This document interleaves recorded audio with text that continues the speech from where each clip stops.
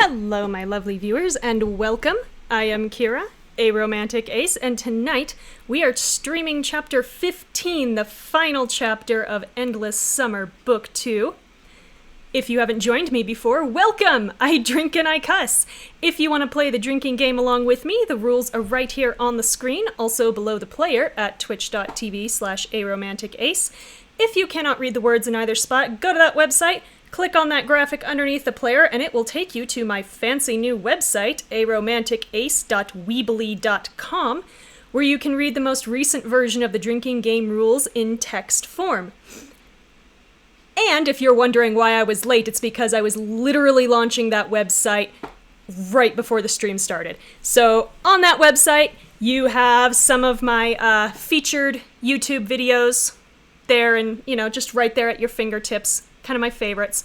The drinking game rules, as well as a blog about all the weird ass shit I've run into with streaming on Twitch and recording with OBS on a Mac.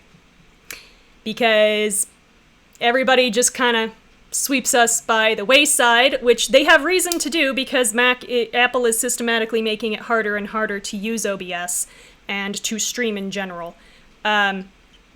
But all the little workarounds I found so far, as well as some stuff on FFmpeg, which I had to learn in order to do some of my stuff, that's all there. So if you want to see how I do it, you can kick on over that website.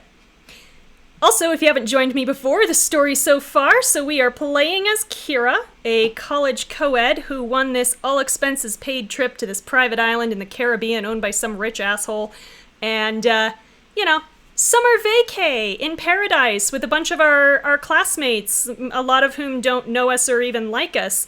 But, it'll be a good time, right? Couple weeks, surf and sun on a fancy resort that we don't have to pay for. Hell yeah, I'm gonna take that. Especially if it's still considered U.S. territory and I don't need to get a passport. But when we landed on the island, much to our surprise, there were no support staff anywhere in sight. There was no one at the air traffic control tower, but someone was around to set fire to our plane and to the yachts in the marina to make sure we couldn't leave. Now, it turns out this island isn't completely uninhabited. First of all, there's saber-toothed tigers running around.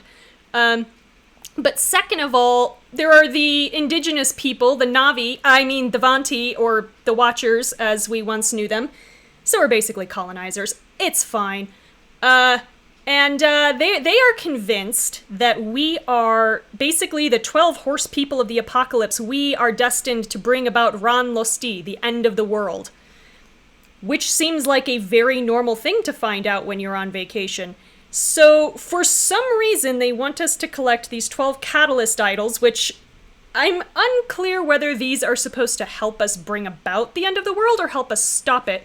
But regardless, we've been going around collecting these idols made out of amber. We actually have all 12 now, but unfortunately, every time we collected them, we had to watch, one of our friends die in some parallel future. Some of which converged as time went on, and I have concerns about that, but we did get to murder Alistair in the last one. And that was beautiful, because after we got ourselves off the island, this huge fight to get ourselves off the island, we finally got off the island, we got back to college, and there's a volcano in the middle of campus, and everyone is dead. So we hightailed it back to La Huerta before we were summarily Pompeyed to death by a tsunami made of lava. Again, very normal. And we were getting ready to head out and regroup, and then Rourke got in Alistair's head, and Alistair sold us out to him, and now he's keeping Grace as what's basically his pet, which is terrible, terrible optics. Absolutely awful. Honestly, I've been saying for a long time Grace deserves better. I don't know how much clearer I can be on that point. Under the promise that we wouldn't be harmed. None of us would be harmed, everything's fine. Well, the problem is, we had the island's heart with us, which is a huge source of power. Rourke has decided he no longer needs us for whatever dastardly plans he had. He has the heart now, so he has ordered his fixer to kill us, and his fixer is Lila. So, the question is, how many of us have contractual immortality, or are we gonna pull a Game of Thrones and basically murder all our main characters and start over for book 3?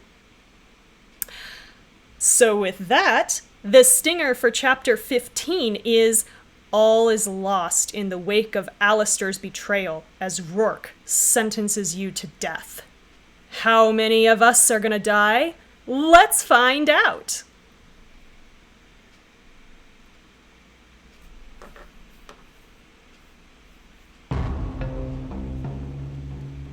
So this is Act 6, Chapter 15, Self-Destruct.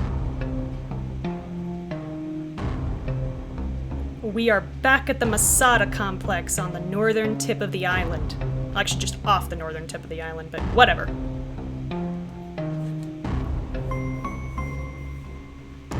Your friends cluster together in a Masada lab, surrounded by arachnid troops. All our friends except Grace and Alistair. So, are we back to the Ghostbusters part now? You mean the containment pods? Oh, no. That's no longer necessary. Lila? Yes, Mr. Rourke?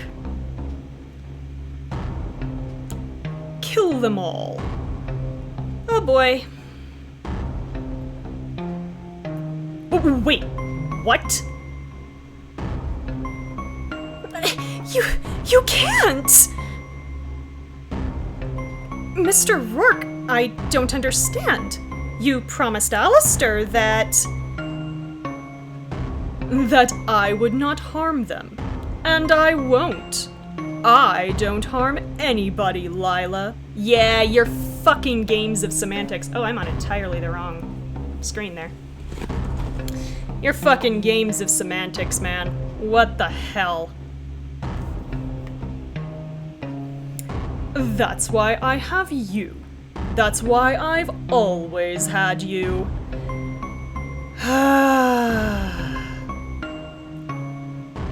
Alistair will find out what you did.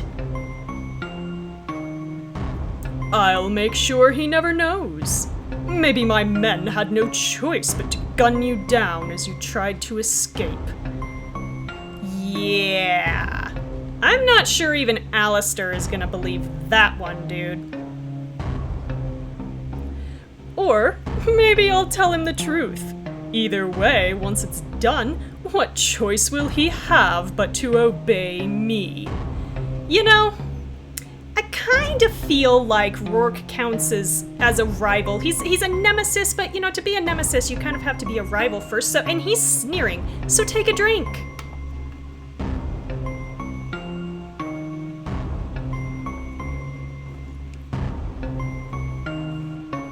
But, sir, these kids, I mean, they're kids? Well, I mean, except for Jake, who, as of 2017, if he was born in the 90s, is 26 or 27, which is still younger than me, and I'm mad about it. But,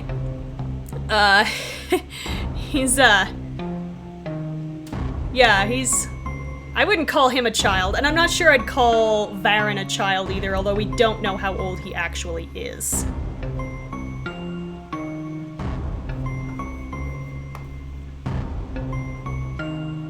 She stares at him, stunned, like she's seeing him for the first time. Uh-oh. He just tore the veil. Is this who we are, sir? Yeah, here was Lila telling us all about how wonderful Rourke's plan was and how it was to everybody's benefit, and now she's being told to kill us. Yeah, I'm glad she's having a little bit of a hard time with this order instead of just snapping to like a little robot or something. Who I am is a man who gave you an order, Lila. Are you going to follow it or not? Okay, honest question. What are you gonna do about it if she doesn't? You literally turned this woman into a trained killer. So, are you prepared to try to take her down? While we also have Varen and Jake and Estella, and Sean and Craig are kind of blunt instruments, but you know what? Sometimes blunt instruments are good. We've got some decent fighting power here. Like, how fast can these arachnid troops get here, and how much are you paying them? Questions. Yes, Mr. Rourke. Uh-oh. He walks out, the door closing behind him. Oh, hell no. I am not dying like this. I kind of wonder what Michelle proposes to do about it. This is bad. Real bad. Okay, so we can say attack, they can't take us all. Or, Lila, please, we're your friends. I mean, I did just get done talking about how we've got some pretty good fighting power here. So as much as I want to be, like, the peacemaker and appeal to, you know, Lila's better sensibilities here, I think I'm gonna have to go with attack! They can't take us all! They can't stop us if we all attack at once! I mean, I feel like they can if they've got guns, but I still admire the chutzpah here. Let's go for it. Let's just do this. Diego, with the genre savvy over here, says, yes they can! They have the guns! Who cares? I ain't going down without a fight. I'm glad Jake's on my side here. Although, this is concerning considering I had to talk him out of, you know, sacrificing himself to deal with Arachnid. So he's clearly still got that tendency, and we need to talk about this if we both survive this. Just leave the snake to me. I mean, I feel like the odds are stacked in Estella's favor here. Estella has a reason to fight, and Lila doesn't seem to want to. Estella and Jake struggle against their captors, but can't wrench themselves free. Oh, I forgot we were actually restrained. Oh, that does make attacking a little more difficult. Did not think about that. Okay. Lila, wait! As the soldiers close in on you, Lila holds up a hand to stop them. You heard Mr. Rourke. I'll do it myself. Put them on their knees. Oh boy. Lila pulls a pistol from the back of her waistband. Oh boy.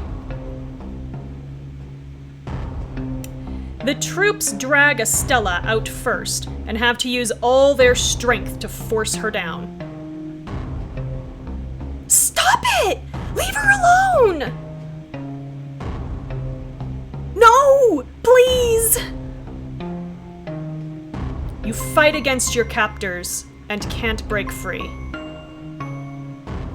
Lila walks up and puts her pistol's muzzle against Estella's forehead. Estella seethes with rage. Go ahead. Do it! Do it like you did my mother! Ouch. Yeah, Lila's not a fan of that particular memory, now is she? Lila thumbs off the safety. You think I don't know who you are, Lila? What you are? You talk like you've got beliefs, like you want to make a better world. But that's all talk. Because in the end, you're nothing. Nothing but a killer. Lila is shocked that she would say something like this. It's not like she's about to kill her. She hesitates. One of the arachnid mercs steps up. Enough messing around! If you aren't gonna start shooting... Lila raises her gun. Okay, somebody's gonna die. So... pretty sure. So just FYI. And shoots 2 arachnid troops in the head. Blam! Blam!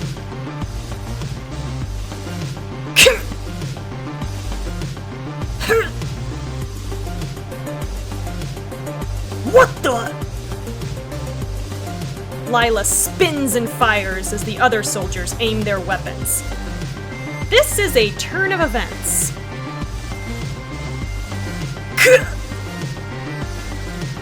One soldier lets off a wild spray of bullets as he goes down. Shit! Get down! You hit the deck, covering your head with your hands as bullets whiz over you. That's it! Stay low! Diego, panicked, doesn't get down in time. Oh no! I didn't think he was gonna get hit if I didn't tackle him. I'm sorry, Diego! A bullet hits his shoulder. I'm sorry! Oh no, now I feel bad. Ah! Diego, are you okay? Holy crap, this hurts! How do action heroes get shot and just keep going? Well, I mean, for the one thing, they're not real, Diego. For another thing, adrenaline to a certain degree. Possibly also some conditioning if they've been shot before. Varen, I think, is still with them. The last thing I knew was that he was just being restrained by like 3 people. So yeah, why didn't Varen save him?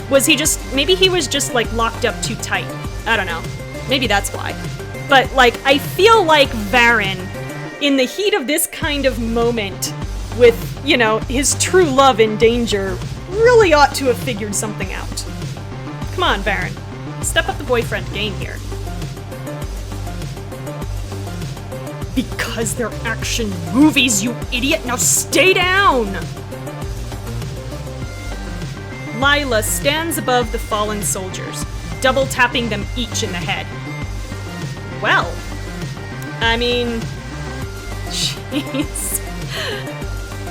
she's making sure. She's thorough. No! Please! Blam, blam. Okay, all done. This is what we call a plot twist. Lila, you saved us. You saved me? Well, what kind of tour guide would I be if I didn't? Sure! That makes sense. Yeah! You were right, Estella. I am nothing but a killer. But at least I can kill the right people for once. She tries to smile at you, but it falters. Suddenly, she collapses backwards, slumping against the wall, and her gun clatters to the floor. Lila! Diego tries to help her up, but his hands come away soaked in blood. She's been shot. It's bad. Estella shoulders Diego aside, snatching up Lila's gun and aiming it down at Lila's head. This changes nothing. Nothing! You killed my mom. She was your friend, and you killed her. Estella's trembling, hyperventilating, her face flushed. Lila looks up at her weakly, already growing pale. I believed in Rourke. I thought he'd fix everything. But he lied to me. I killed my best friend. Killed so many people. Lila's breath comes out in a series of ragged sobs. Do it, Estella. Take your revenge. I deserve it. Yes, you do! The rest of you watch in silence. Estella shakes in rage, in hatred, in agony. Go on. It's your last chance. Estella's finger quivers against the trigger. You see tears in her eyes. Estella, we can say, don't let this be all you are, which has a 69% chance of success, or just get it over with. Okay. I mean, I kind of feel like we shouldn't advocate murder here. 69% chance of success, though.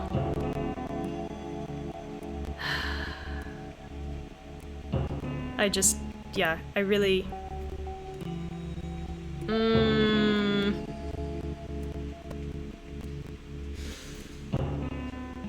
I know what happens if I succeed, though, so...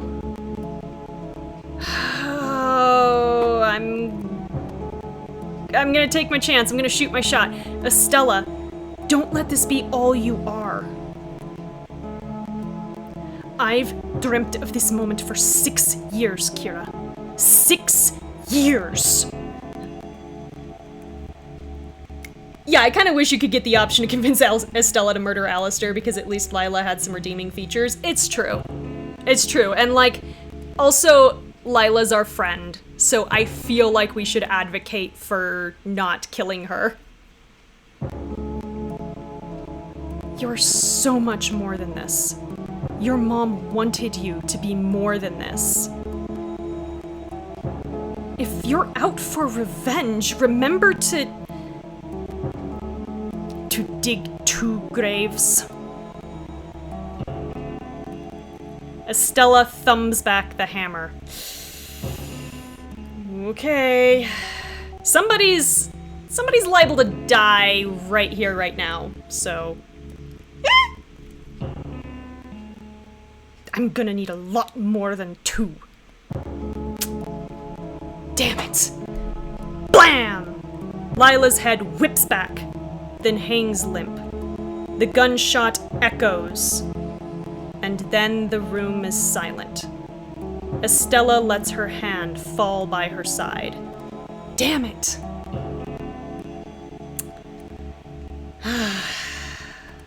'Cause see, if Lila was gonna die either way, it was a question of how she died. So, I wanted her to die a different way.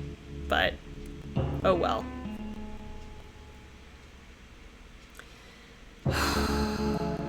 I did it, Mom. Estella turns away from Lila's body, still shaking. Everyone else takes a step back from her. Only Quinn reaches out, gently touching her arm. That must have been hard, Estella. But it's over now. Estella wipes some blood spatter off her face. Over? I'm just getting started. Yeah, Alistair's gonna die. A pained silence falls over the group. Come on, we can still get to the gondola another way. Follow me. You pick up your bags from the corner and follow Zara out, each of you taking one last look at Lila's body growing cold, her eyes open and unseeing. That's creepy.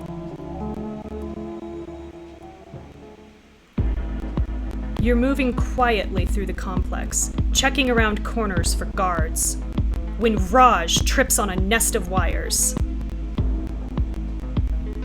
Oof!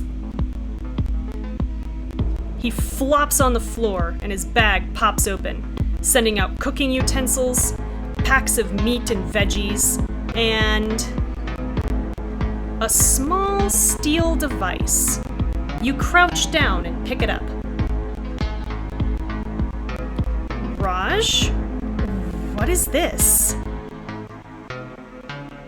Dude, looks like some kind of phone. Right? I found it down in that theoretical prismatics lab. Thought it looked pretty dope. Doesn't look like any phone I've ever seen.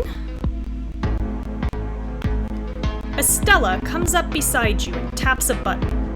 A compartment in the device flips open, revealing a small vial of fluid. This looks like the same fluid that Rourke was creating from the island's crystals. Must be a prototype transponder that can send messages through space-time. Wow, Zara reached that conclusion really quickly. Like, I'd have had a lot of stops before I'd hit prototype transponder that can send messages through space-time. Interesting. So you're saying it's a time phone? You know, like the one in the TARDIS. You know, when the Doctor reprograms Rose's phone so that she can call home no matter where in space or time she is? It's like that. Cool. Huh, I knew it looked important! Yeah, exactly. Why doesn't the creepy king crab target Zara for being excessively savvy? I smell double standards! Not a phone. It's only one way. Do you think we can use it to send messages back home? Oh. Everybody run, there's gonna be a giant volcano springing up in the middle of campus? Like, maybe warn ourselves not to come on this trip? Or warn the government about what was going on here? Oh boy, we're just gonna start introducing paradoxes, aren't we? Alright, here we go! More like warn Rourke's parents to not have sex. Also that. Great idea. Create a massive temporal paradox. That will definitely end well. Yeah, there's a lot of genre savvy happening here, so take a drink.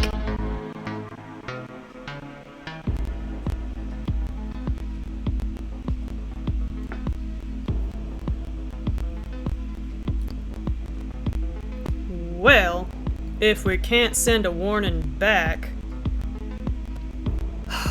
It's totally useless then, huh? There is one thing we could use it for. We could use it to say goodbye. Oh no, no, with the sad music! Sean, no, what are you doing to me? Sean! Come on!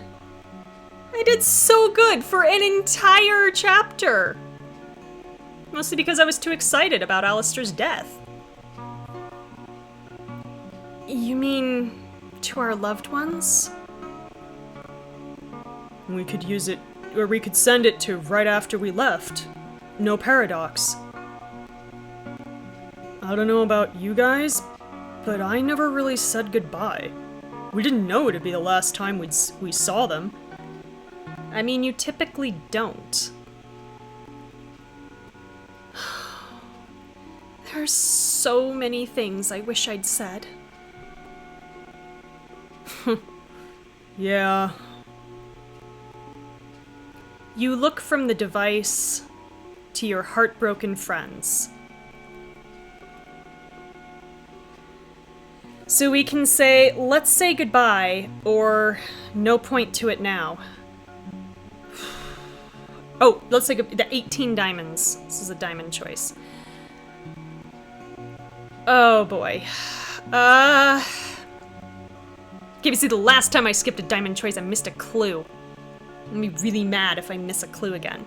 So... Oh, at the risk of my Friday night, let's say goodbye. If we aren't able to fix this, if we aren't able to stop the eruption, then this might be the last chance we have to say the things we always wanted to say. Zara takes the device and types into the keypad. Okay. Date selected. It's ready. Who's up first? Everyone hesitates awkwardly, until Diego steps up and takes it. Mom? Dad? It's Diego. I know it's been a long time since we've talked, and I know you aren't happy to hear from me either. For the longest time, I wanted you to accept me, to feel like I belonged in my own home. And I hated you because I never got that. Diego meets your eyes. But now I finally feel accepted. I belong. And most of all, I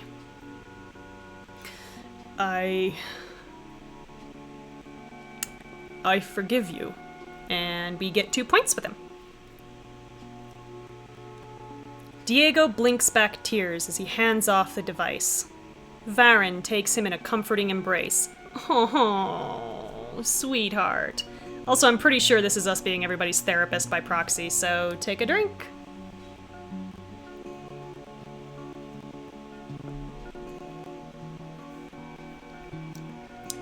Raj goes next, tearing up as he tries to sound cheerful. Hey, Grandma? It's me, Raj. I've been making all your best recipes for my friends, and they really love them all. 2 points with Raj, too. I guess I just want to say, every time I make them, I'll be thinking of you. I'm never gonna forget you. Sean takes it next. Hey, Mom. Some bad stuff's gonna happen soon, and I'm not gonna be there with you for it. I wish I could be, but I need you to know one thing and never forget it. Ain't nothing in this world or the next that's gonna stop me from taking care of you. Nothing. Oh. So just hold on, okay? Your boy's coming home. Okay, yeah, that did it. Take a drink.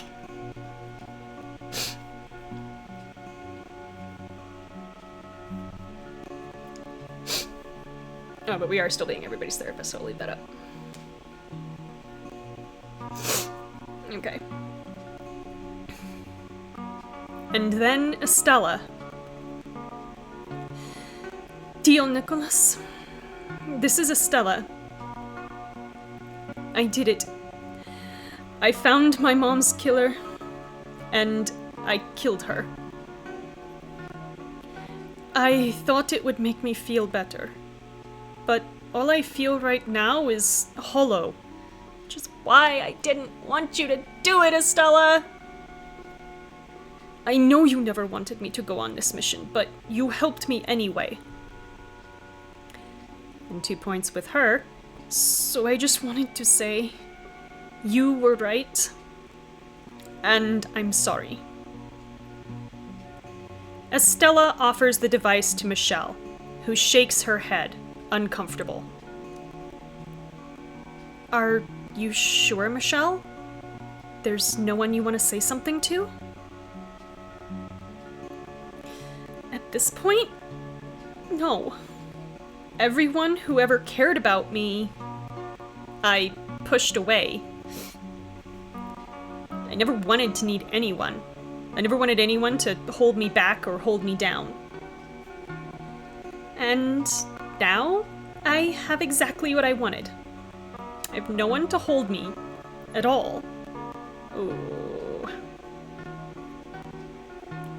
Oh, Michelle. You open your arms and pull Michelle against you. She leans her head into your shoulder and sobs quietly. After a moment, she pulls away, drying her eyes. Thank you, Kira. And 2 points with her. Estella passes the device to Quinn instead. Hi, Mom. Hi, Dad. It's your daughter. This might be the last time you will ever hear from me. So I want to ask you to do something. I want you to forgive each other. I remember you loved each other very much once. I was young, but I remember. If I have one regret about all of this, it's that my illness broke that love. Oh my God, Quinn, no, honey, this was not your fault. This wasn't your illness's fault. This was your parents dealing with it in a very unhealthy and unproductive way. This was not, honey, no, this is not your fault. No, don't do that. Don't, no. I'm gonna cry harder now. It's one thing to go through life being sick, but having been the cause of so much pain and heartbreak, it's made me wish I was never born. No! Shit! God! Quinn! No! No! Oh God. I'm so sorry. So please, forgive each other while you can. It's not too late. 2 points with her as well. Craig takes the device next. Hey, Joey, little man. You're already 6 years old, and I got a feeling you're gonna be even bigger and stronger than me. No. I know you always... Craig's voice cracks for a moment. He coughs, playing it off. I know you always looked up to me. You wanted to grow up to be just like your big bro. But you'd have grown up to be so much better than me. So much better. So, I'm gonna make sure you get the chance to grow up. And 2 points with him. Craig swallows hard, then passes the device to you. You look down at the contraption in your hand and bite your lip. You know, I don't need to call anybody. Everyone I love is here with me right now. What kind of terrible family did we have? Good grief. The others smile at you, and some pat you on the back. Alright, give it here. Let's get this over with. Jake takes the device and thinks before he starts talking. Hey, Rebecca. This is, it's Jake. Surprise! I'm still alive. For now. I reckon you're furious to hear I've been alive all this time and never called. I could tell you I had reasons, good ones, that I was afraid they'd hurt you if I tried to reach out, but it's all bull. If I ain't honest with myself now, I never will be. I was afraid you'd be ashamed of me. And you should be. I'm ashamed of me. But I just want you to know that I was always proud of you, sis. You're the hero I'll never be. And 2 points with him. I'm gonna make it. Finally, Zara takes the device. She thinks for a second, and then adjusts the date and time. Whoa! Don't do that! Relax. I'm not gonna cause a paradox. Who are you sending a message to? The person I love most in the world. Zara lifts the device to her head. Hey, Zara. It's you. From the future. Cool, right? Oh my god! Can't say much, but I know you're thinking about not going on that La Huerta trip. You should go. Not only does Hartfield seriously suck this summer, but... Zara's eyes meet Craig's for a split second before she looks away and lowers her voice. You'll also, meet a great guy. I know that after the last time you think this is a prank using voice modulation software. Wow. So to prove I'm really you, I know you had a crush on Javi Herrera in 2nd grade, and that's why you always beat him up. Oh. So 2 points with Zara, but we're just gonna sit here and perpetuate the whole abuse equals love thing, are we? No, I don't like this. He just pulls your hair because he likes you. No, let's absolutely just kill that trope dead, please. Thank you. Zara turns off the device. You look at each other, feelings running high after revealing so much in front of each other. And without a word, you all silently continue on your way.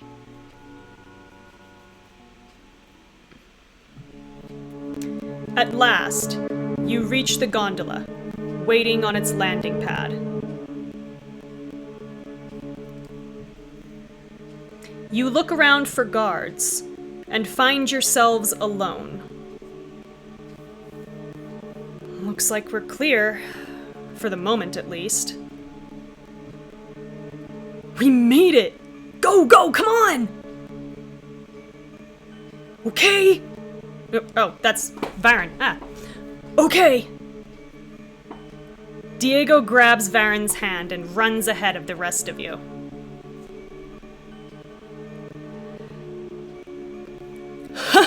Wait up! See, there's Raj. I was trying to voice for some unknown reason. I call a seat. My feet are killing me. Diego, Varen, Raj, and Michelle run into the resting gondola. Best not keep them waiting. As the rest of you walk after them, a shadow flashes across your vision. What the? A figure drops from the sky, landing softly on jetpack thrusters between you and the gondola. Halt! Uh-oh, it's Mouse. I don't know how worried I should be about this. Damn it! Huh, just the one of you? Buddy, I hate to break it to you, but you're a little outnumbered. He's not trying to beat us, Jake. He's trying to stall us. Diego looks back out of the gondola and sees you cornered. Kira! Diego! We can say, wait for us, or just go. I mean, I kind of don't want to be left behind, so wait for us! Yeah, don't leave us behind with this psycho! No, you gotta go now! This guy's trying to stall us until his pals arrive. Okay, Sean, really? Really? This is the moment that you... Okay. You have to go! We'll catch up! But... V-Dog! God, what is everybody's voice doing tonight? V-Dog, you know what to do! Varen nods solemnly and touches a panel. The glass doors slide shut, and the gondola starts rolling along the cable toward the main island. Cool, so, this could be a problem. With Diego, Varen, Raj, and Michelle inside. No! Diego pounds on the glass, but there's no stopping the transit. Mouse notices the gondola moving and turns his attention on it. I don't think so.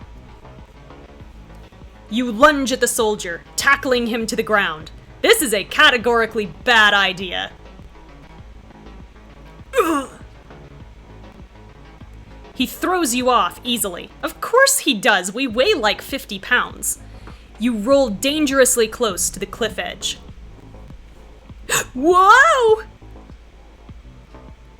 Oh, hell no! Uh-oh.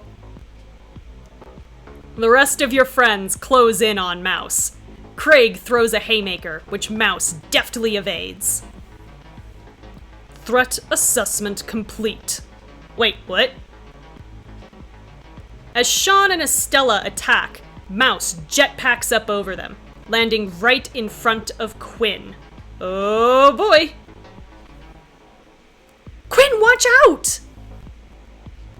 Mouse grabs her and throws her hard into the wall of the complex. No! She crumples to the snow-dusted ground and lies still, a cut on her head. No, no, no, no, no, no, no, you don't hurt Quinn. No. I'm gonna, See, now I'm gonna get mad, and then Jake's gonna get mad, and everything is just gonna snowball right on out of control.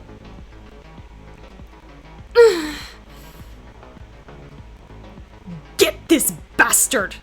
Atta girl, Estella. Together, you, Craig, Sean, Jake, Estella, and Zara throw everything you've got at Mouse.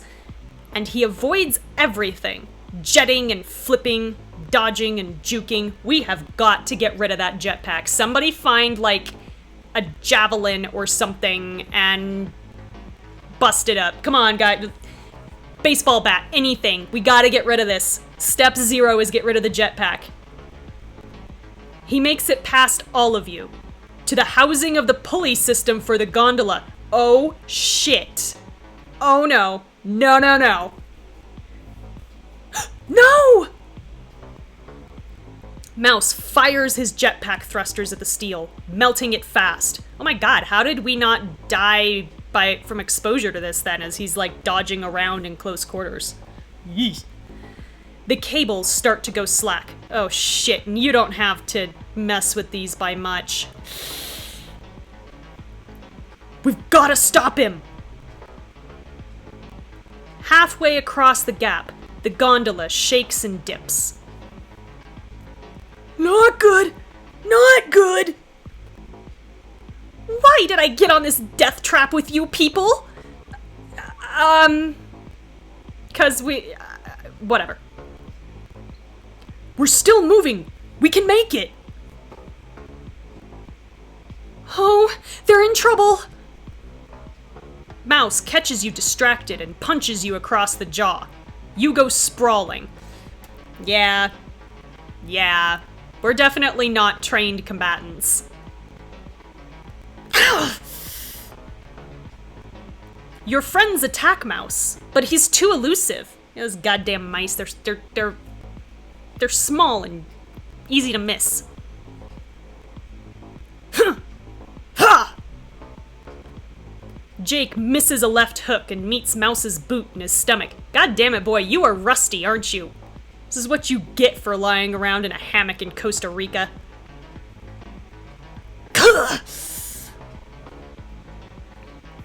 As the pulley continues to collapse, the gondola struggles to keep moving. We're almost there. We just gotta... The pulley snaps free from the Masada side and tumbles into the sea. Oh shit.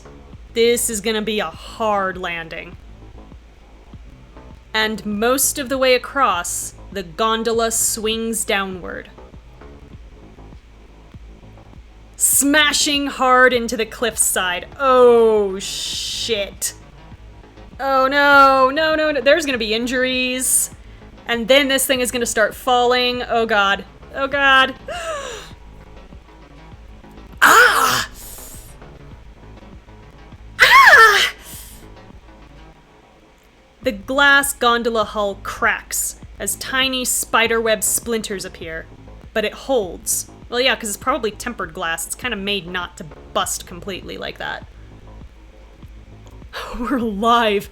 We're alive! The gondola's emergency brake grips the cable. Okay, alright, so falling, less likely. But with all the weight dangling from the launch platform's pulley, that too begins to creak. Now, see, this is a thing this would be engineered for, honestly. Because, I mean, that's why you have that emergency brake in the first place, is if the tether snaps. So most likely, this would be pretty much fine. But, you know, drama. Back at Masada, you watch this unfold with horror. Meanwhile, Mouse is beating the shit out of us. Diego! Oh, that's not gonna hold him up for long. They gotta do something! Their only hope is to have someone climb up the cable. No, their only hope is to have everyone climb up the cable. What is only one person gonna do? What are you waiting for? Tell them! You look out across the abyss, and we can try to shout, or we can act it out. Shouting is not going to do us any good, so we better act it out.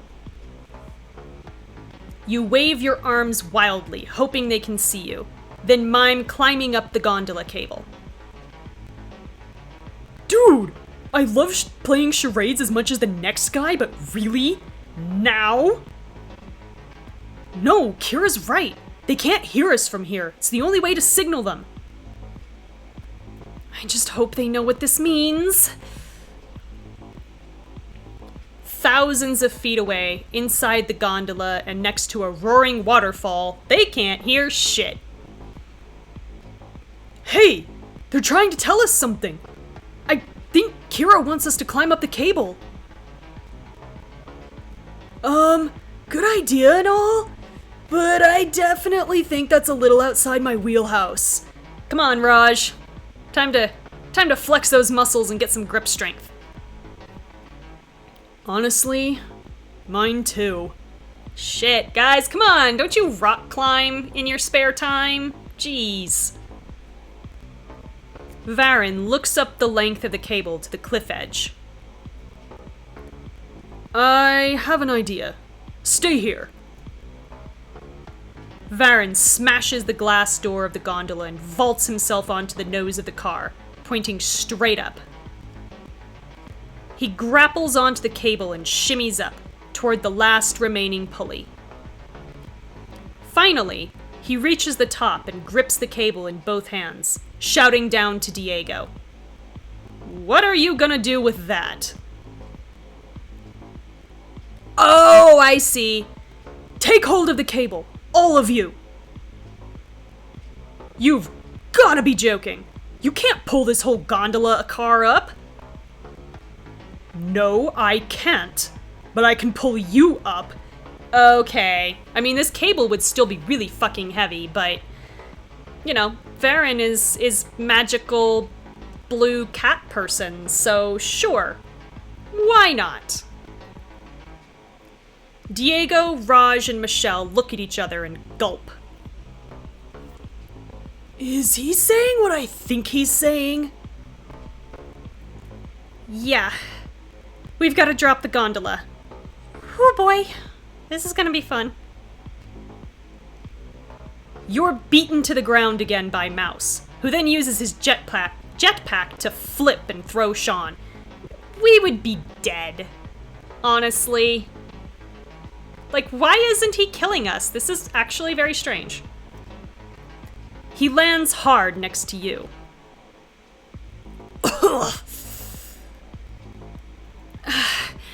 Change of plan?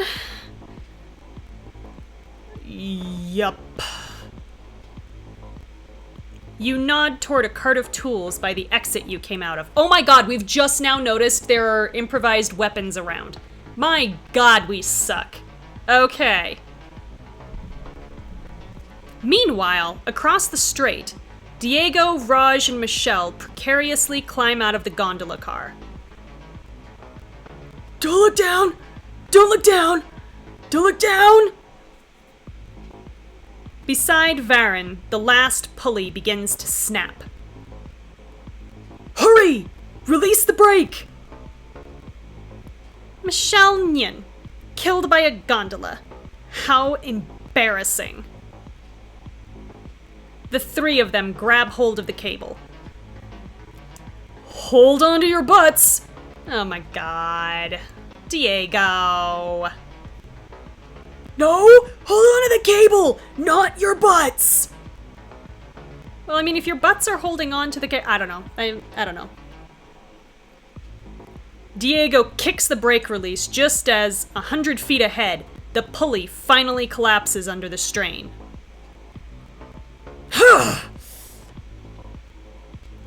Varen heaves, holding the cable with all his might, and starts pulling them up. Okay.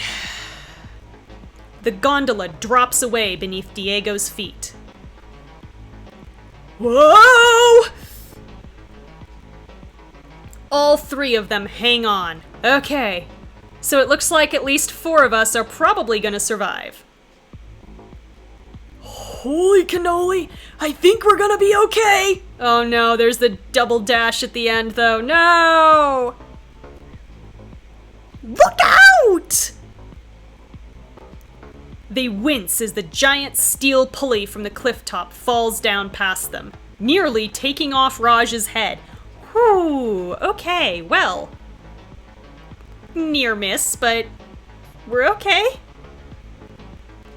Whew, no haircut for me today. No thanks. Back on the Masada platform, as you and Sean run to grab weapons, Estella finally manages to sweep out Mouse's legs. He falls hard on his back. Jake vaults on top of him, grabbing a rock and smashing it down on Mouse's faceplate. Oh boy.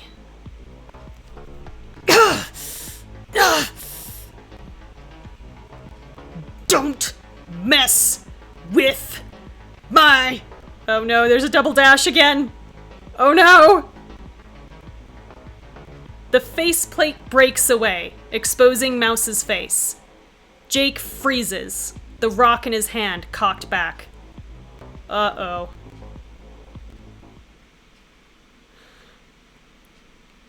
Oh my god. Why? What? What? Mike? Ha! Okay, I don't know if there's not supposed to be any music, but that was dramatic. Okay, well, evidently that was just, drama. Okay. Mouse throws Jake off of him, using his jetpack to instantly pop up to his feet. He grabs Jake by the throat and lifts him off the ground. Oh my god, Jake! You got distracted, man! No! Just...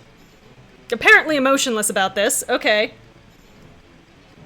He squeezes tighter, crushing Jake's trachea. Now! Sean smashes Mouse's elbow with a pipe, making him drop Jake. At the same time, Estella swings hard with a wrench at Mouse's knee. He buckles. Yeah. Mouse. Yeah.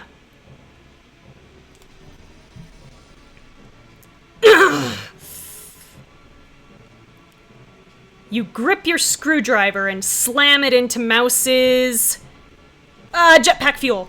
Remember, rule 0 is the jetpack.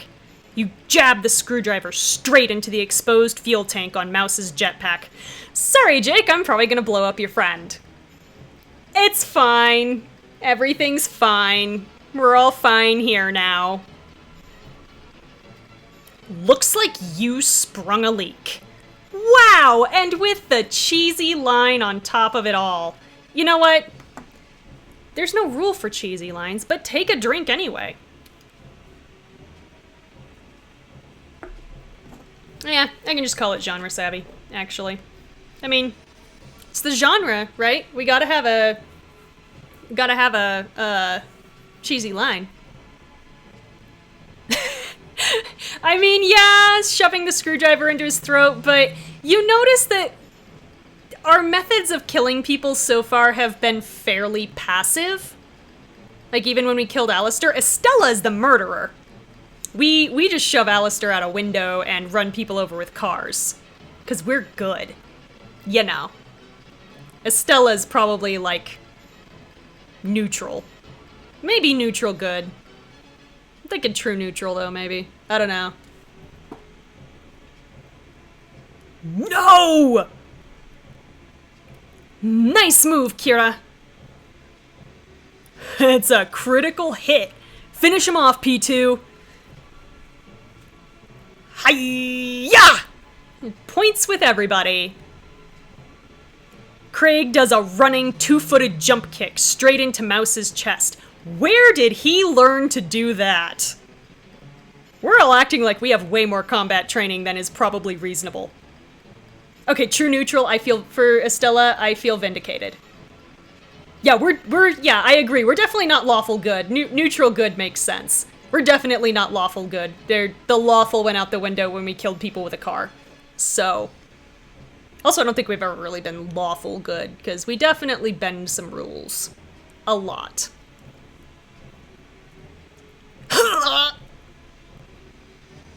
He somersaults backwards over the cliff edge. Oh! Sorry, Jake. Mike! Mouse fires his thrusters, which sputter weakly due to the leaking fuel. But he manages to slow himself enough to grab onto the pillar's jagged wall 300 feet below. Okay, well, he's not dead yet.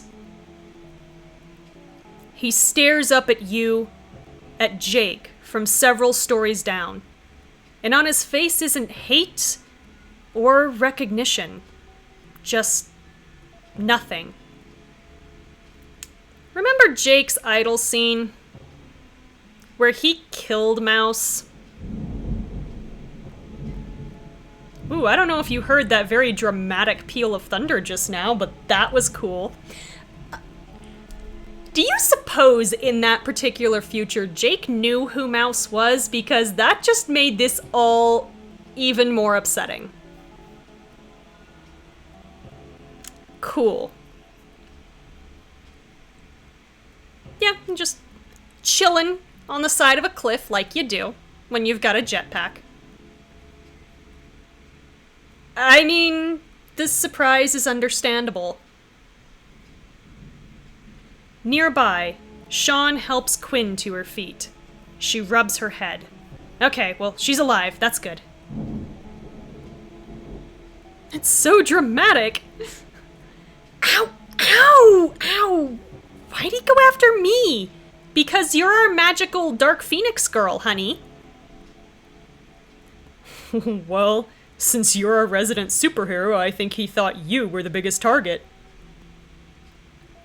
Did the others make it across? Barely. Over on the main island, you can just make out Diego, Varen, Raj, and Michelle waving to you before running into the snowy woods for cover. Well, looks like we're gonna have to find our own way over. We've seen choppers coming and going. Jake, would you know how to fly one of those? You don't hear Jake respond. You turn to see him staring blankly into the distance, stunned. Did you see what Lundgren did to him? Oh, baby. I'm sorry. Everybody's so miserable in this chapter. We are a terrible therapist. Jake! Can you fly one of those arachnid helicopters or what? Oh, am I gonna have to be his therapist again really quick? We're gonna find out. Anybody got a flask on him? I could use a drink. Oh, cool. We're back to the, alcoholism as a personality. Come on, boy. You grew past this. You grab Jake by the shoulders. Better than Troy from Star Trek because she just yells at people all the time. Okay, true. True. Jake, listen to me. I know how bad it hurts to see Mike like that, but we can say it's not too late, which has a 100% chance of success. Yes! I'm very happy. Or you can't save him. Because you can't save him is a terrible thing to say. So, I'm so glad I don't have to say it. I know how bad it hurts to see Mike like that, but it's not too late. Not too late for what? Well, I mean, first of all, he didn't die falling off the cliff, so, we have that going for us, which is nice. To save him, to bring him back, that thing that attacked us, that's not your friend. But he's still in there somewhere, I know it. And we'll get him out. Yeah, this is like triple therapy time. Holy crap, just take a gulp. This is some flying by the seat of our pants. We've got to, do this within like 15 seconds or less. Phone a friend type therapy. Whew. Crisis management. That's what we ought to do when we finally get off La Huerta. We ought to be like a crisis line respondent. Because it's shaping up like we'd probably be pretty good at it. Let's be fair. We've got on the job experience. Hey, we got our points. Yay. I'm just more glad that I didn't have to say that thing. You think so, huh? Absolutely. But we can't do it if we don't survive today. And there's the genre savvy. Take another drink. I'm playing fast and loose with the drinks tonight.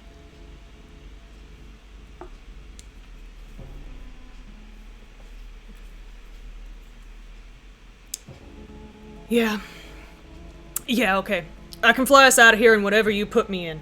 Oh my, really?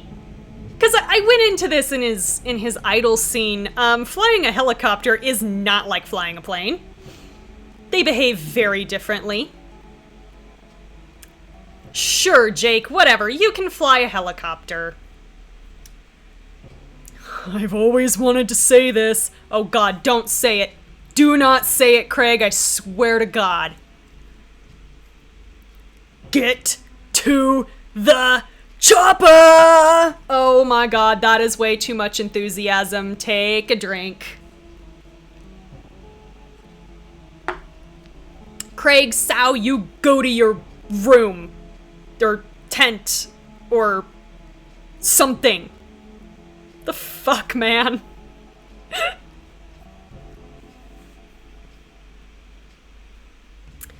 You exit an elevator on the main deck of the facility. Zara stops by a window. Look, we're getting close. You can see the hangar and helipad from here. Yeah, someone does need to slap Craig upside the head for that one. I agree. I very much agree. Through a window, you see a Rourke International chopper taking off. Inside, you can make out Rourke, Alistair, and Grace. You know what plot twist I want? Grace, because we determined once that she just had, like, a book of matches on her for no real reason.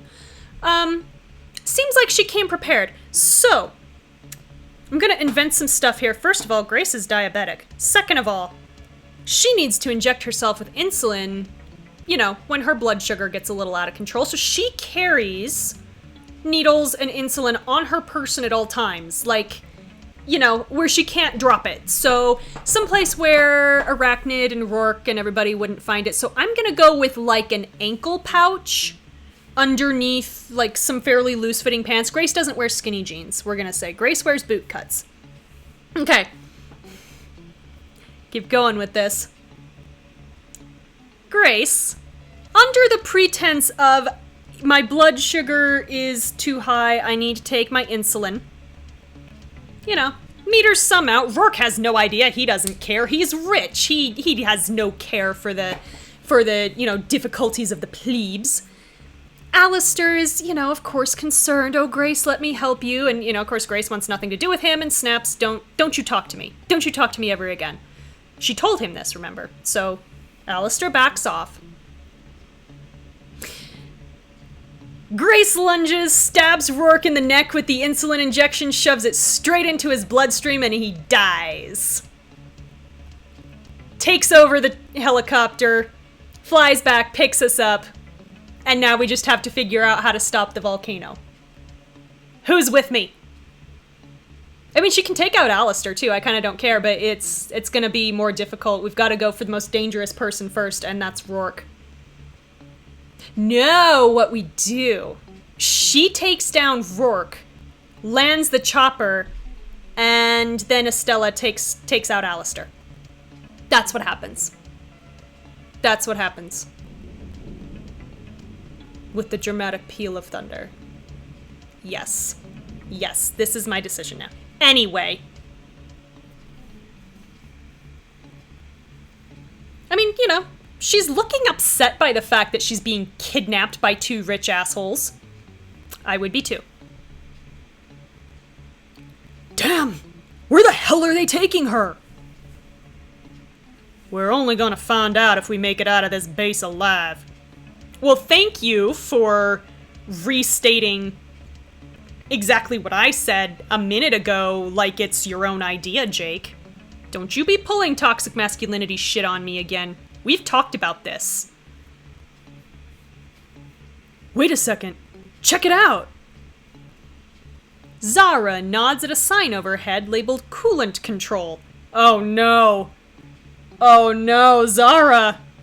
I think we're finding out how she got the idea to overload reactors. Yeah, so? So? If we just run out of here, then we came here for nothing. We nearly got killed for nothing. We lost Grace for nothing. I mean, we got information. That's not nothing. Don't you want some payback? Oh boy. What do you have in mind? A cooling system that big? They've got to be creating some serious heat up in the processing towers. Oh boy! I send the cooling system haywire, this thing overheats, and boom! No more Masada. But this also then means we can't use the gate to get home. Know what, Skrillex? I like the way you think. Oh god. Jake. No! What about the hotel guests? They're in those stasis tubes down below. Thank you, Quinn! Breathe some, morality back into this crew, because I don't think we're gonna do it. Yeah, beneath like 100 feet of solid rock. Those will be fine. I'm talking about their entire processing operation above the pillar. Oh god, Zara! No! I mean, I like that they addressed this, so that, if we choose to do this, which I'm sure is going to require diamonds, then we don't, have to feel so bad about it, right? Kind of like so this reminds me of, that choice in Perfect Match where we had the option to blow it sky high, but it was like, oh god, we were gonna kill a bunch of innocent matches, and I wasn't on board with that. But now, the only people that we're going to kill are complicit in a huge scheme to wipe out the world, apparently, so cool. Craig cracks his knuckles. Hell yeah!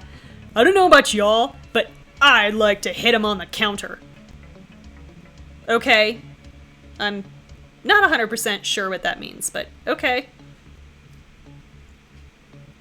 Okay, guys, so we can blow this place sky high, which apparently I paid for the last time I played, so cool. Or just find a way out of here. Well, since the clue wasn't in the other diamond choice, I'm thinking it's in this one, so... Okay, guys, let's blow this place sky high. Hell yeah! That's what I like to hear! Once again, Craig with too much enthusiasm for this situation, and it concerns me. Take a drink. I'm almost out of coconut milk. That's not a euphemism, I'm actually drinking coconut milk. Yeah! We've been kicked around enough. Let's knock them down a peg. Quinn changed her tune quickly after finding out we weren't gonna kill innocent hotel guests. What I'd give to see Rourke's face when his precious base goes up in flames. Does there happen to be a camera feed somewhere inside this chopper for any reason? And does anybody have an iPad? Because I feel like that's all Zara needs. Zara boots up the system and begins hacking in.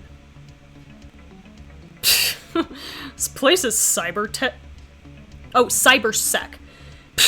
This place's cybersec is pathetic. Whoops, spoke too soon. It's gonna be a minute. Keep an eye out for me, will ya? We don't want to get snuck up on.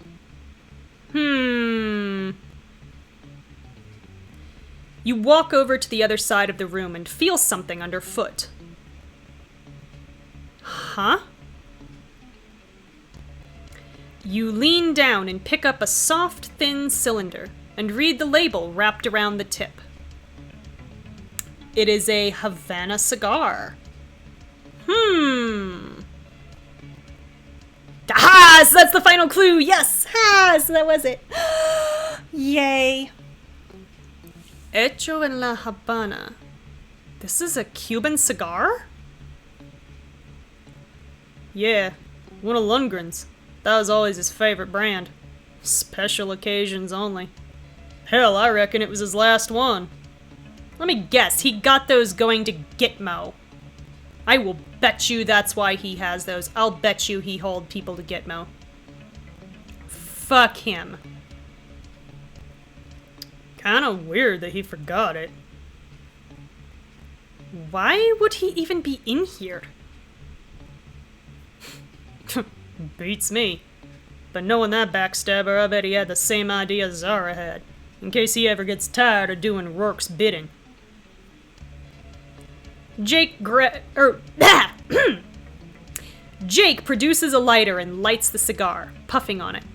He grins. Can you imagine him knowing I smoked his last Havana? Oh man, he'd be so pissed.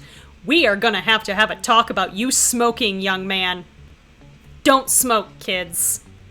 Do not smoke. never smoke. Even to get back at somebody, never smoke. It's bad for you. Also, it stinks. See, because now the smoke's gonna get all over us and all over him and all in our clothes and all in his mouth, and you had better not try to kiss me in this chapter, young man, because you are gonna get smacked in the face, because your breath is gonna be disgusting. Like, probably for an entire day. It's not gonna matter if you brush your teeth, because guess what? It's in your lungs. It's not just in your mouth. It's in everything. Ugh. Also, I watched someone die of smoking-related lung cancer, so please, kids, don't smoke. Please. Yes, smoking isn't cool. Kira, 2019. Yes, you can quote me on that. My campaign slogan. Is this the time to announce that I'm running for president because everybody else is? That's my campaign slogan. Make America quit smoking. Okay. All right, we are set. Great. How long till it blows? Please say more than 30 seconds. 5 minutes. Okay. Fair point. Yeah, exactly. Who isn't running for president? I might as well. It's not like I don't have, 100 other things to do with my life. Ha, good one. How much time, really? Jake, are you being genre savvy? I think he's trying. Take a drink.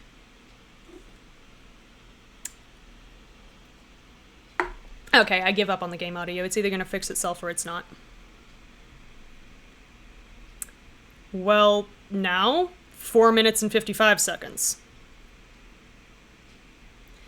You only gave us 5 minutes to get out? Risa's running for president and her slogan is "Got milk? Short, sweet, memorable." Who knows what I mean by it? It'll be a surprise. Indeed, I'm intrigued. Hey, that's plenty of time. We don't want them to have long enough to undo it. We should be running. You know what? You want to blow up $1 billion research facility? Next time you gotta learn how to hack next time you learn how to hack a military-grade network. We can bicker about this later. Right now, we've gotta haul ass. Overheating alarms start to blare as you race toward Masada's aerial hangar. There it is! They've got one helicopter left. A fully loaded military assault chopper sits on the helipad, ready to go. As you run toward it, you notice the vehicle is somehow flickering and wavering in the light. Whoa, whoa! What the hell? Is it a hologram? No way! It's... Zara reaches out, and her hand passes through the chopper's hull. Great! This was what we needed! Fantastic! It's phase shifting. What? What? Thank you, Estella. You mean, like, it's moving between dimensions? Or timelines? So we've just gotta grab it, huh? Okay, here we go. So in one version of events, it's here, and in another, it's not, and we're seeing both? Why? The island is basically one big fault line in the space-time continuum. Cool. We could be on the verge of making some decision that could decide whether or not the chopper's even here in the first place. Yeah, because, Zara made that phone call to her past self, so, like, that's concerning. You mean, if arachnids ever even here in the first place? Wait, what? What? Jacob? What are you talking about? A pained look flashes over Jake's face. What are you doing? Jake? What are you saying? I'm saying that Arachnid came here from me. Somehow they knew I was here. Oh no. And I think I just realized who told them. Oh no, remember that recording, y'all? That I heard in the Humvee right before I murdered 4 people with it? I got the voice wrong. Really wrong, like an entire ocean's worth of wrong. Oops. Jake reaches into your bag and takes the crystal transponder. You remember the garbled recording you heard in the Arachnid Humvee. I think this counts as some very serious genre savvy on Jake's part, so take another drink.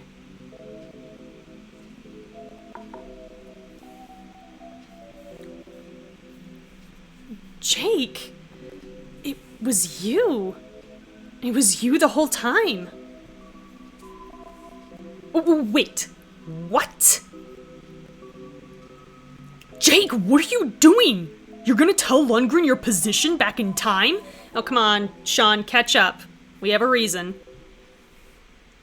But wait! If you don't, maybe they'll all vanish! Yeah, but, you know, apparently so might the chopper? You can't stop him, Craig. He already did it. That's why they're here. If he doesn't now, it's a paradox.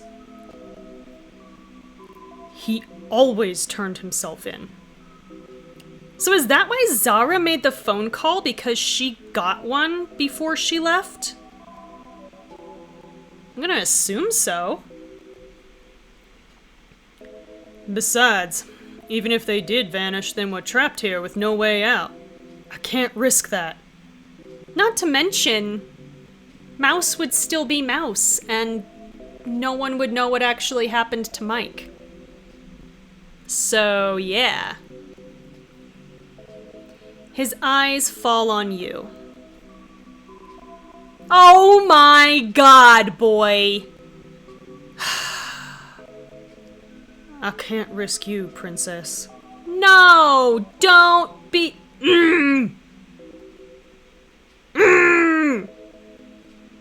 You know what? You know what?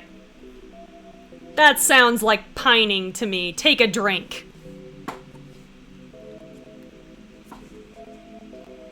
No, I'm out of drink.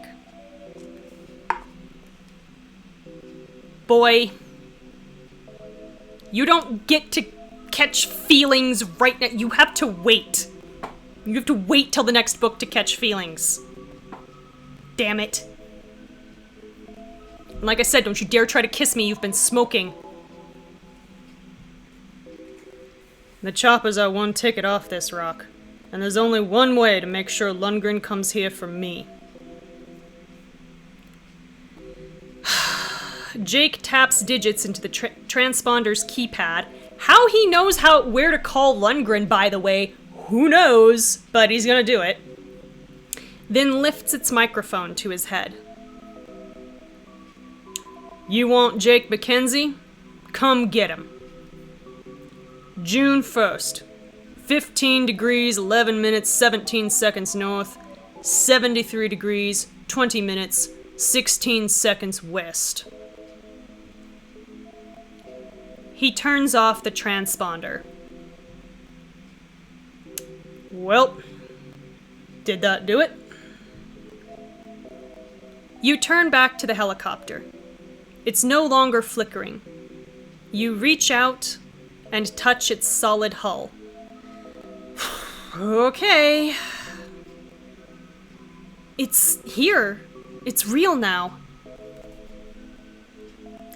Then what do you say we get the hell off this rock? I mean, yes please, we've wasted enough time. We only had 5 minutes. You all climb aboard the chopper as Jake gets in the pilot seat and spins up the rotors. Hurry it up! We've got 2 minutes! This only took us 3 minutes. I'm impressed with us. Copy. Here's hoping it's got gas. Just then, the hangar doors fly open and arachnid troops stream out, aiming their weapons. This is not the fight music I expected, but okay. There they are! Ground that chopper! Guys? Oh, good. They almost missed the party. Yeah, it's a party that's gonna be 2 minutes long. Come on, guys, let's get out of here. The mercenaries start peppering the chopper with bullets, because we needed an extra complication. You all duck behind the thick armored hull. I need some more time to get us off the ground. Okay, you've got less than 2 minutes, Jake. Hurry it up. This is an attack helicopter. Let's fight back. Oh boy. So we can say, fire the missiles, Jake, which seems like a bad idea inside a hangar, or use the chain gun, Craig, which also sounds like a bad idea because it's Craig. However, the chain gun is somewhat less likely to kill us, so use the chain gun, Craig. You point to the massive gun bolted to the side of the helicopter's hull. That'll send him running.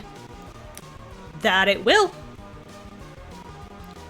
Now you're talking my language. Oh god. Craig clambers up and gets behind the chain gun, swiveling it around to face the enemy. He yanks back the slide. Don't call it a comeback. Oh, shit! Oh, we came so close to cussing. Craig fires the chain gun, 200 rounds a minute, spraying the hangar. The Merc's cover explodes in a hail of debris. Craig is murdering people with a very large gun. I want to be clear about this. People are dying. There is a lot of death in this chapter. Fall back! Fall back!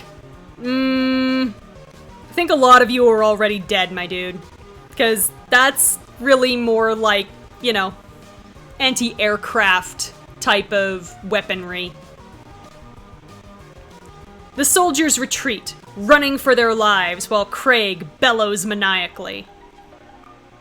Yeah! Get some! Oh god, this is why I didn't want him to have this. By the way, what happened to his shoulder-mounted laser cannon, and why aren't we using that? I presume we didn't take it with us to La Huerta, because that would be really weird. And soon, the hangar's completely empty. Okay, I hope it was less than 2 minutes. Jake tilts the controls, and the chopper lifts off and moves away from the base. Good lord, dude! Haha! Not bad, Rambo. Okay, don't encourage him, Jake. You and I still need to talk about the smoking.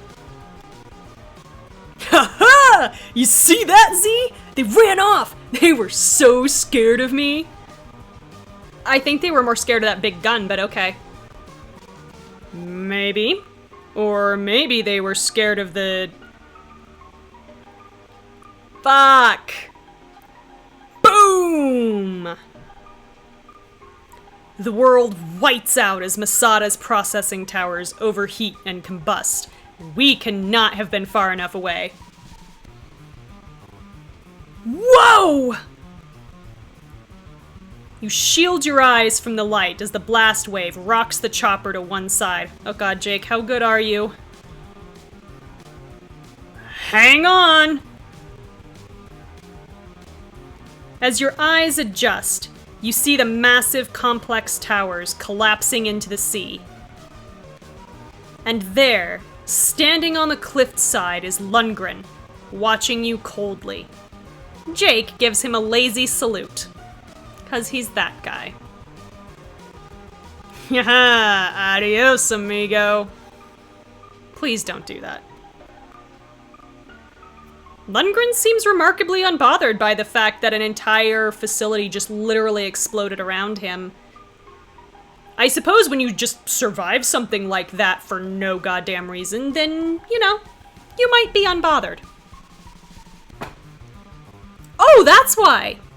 Lundgren coils his legs and jumps. God damn it. No way. Powered by his exoskeleton, Lundgren flies up through the air and lands on the nose of the chopper. Oh, goody. Ah, give me a break! We can't, apparently. Lundgren's eyes go wide at the sight of the cigar between Jake's teeth. God damn, he didn't drop that or he's still smoking that? He's literally sitting there with a cigar in his mouth right now. No, we are having a conversation while we're under attack, while we're flying away from a burning complex. There is me sitting in the back screaming at him to put the cigarette out, or cigar out. It really doesn't matter. And he's probably telling me to fuck off, and I'm telling him that I don't want lung cancer in the family. Because with that dad joke, no, we're not pregnant. I know we're not pregnant, but I'm just saying he's already doing dad jokes. So I have questions.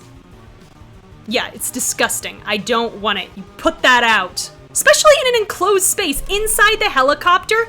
None of the rest of us consented to smoking. So you're infringing on all of our personal space right now, and tobacco smoke makes me straight up sick. So I would not be happy. Also, just please, for the love of God, don't smoke. I can't believe we have to say this in 2019, but apparently we do. That's my Havana. Not anymore, it's got Jake's spit all over it. Mine now, Darth douchebag. Okay. Lundgren climbs over to the side, grabs the closed helicopter door, and starts pulling it off its rack.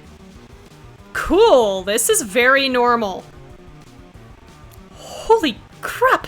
The exoskeleton's unstoppable! Alright, so, you know, step 0 was the jetpack, and now step 0 is the exoskeleton. Kira, what do we do?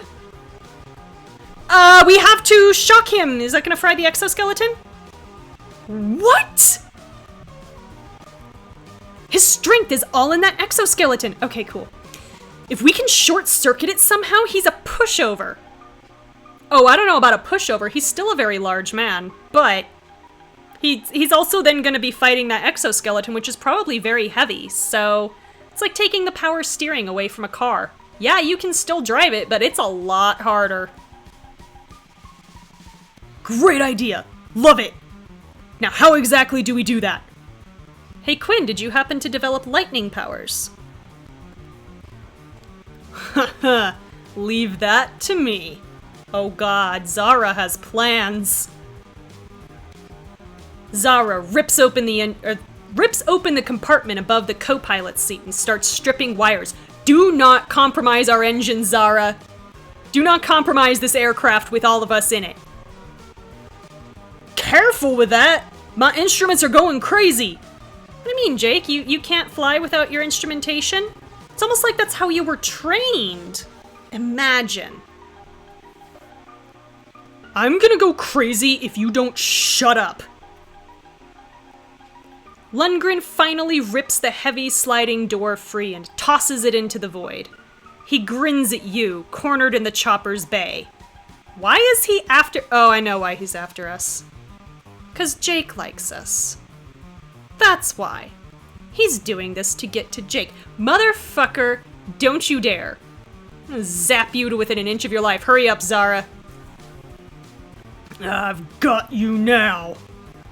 Do you, though? Huh, is that so, Sparky? Sparky? Guess the bad nicknames have been rubbing off on you. They're catchy, what can we say? Zara jams 2 exposed wires into Lundgren's exoskeleton, electrocuting him. Just getting so violent here toward the end of book 2. Seriously. Killing all kinds of people, we're electrocuting people and jetpacking them off cliffs, and Estella's just straight up murdering people in cold blood. It's amazing.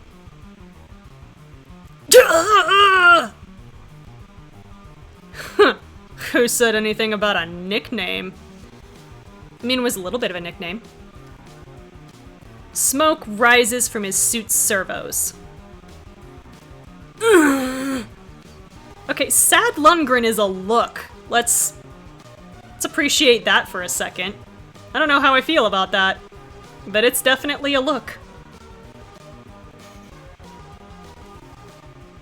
He tilts back, losing consciousness. He is going to die. And grabs Zara. No!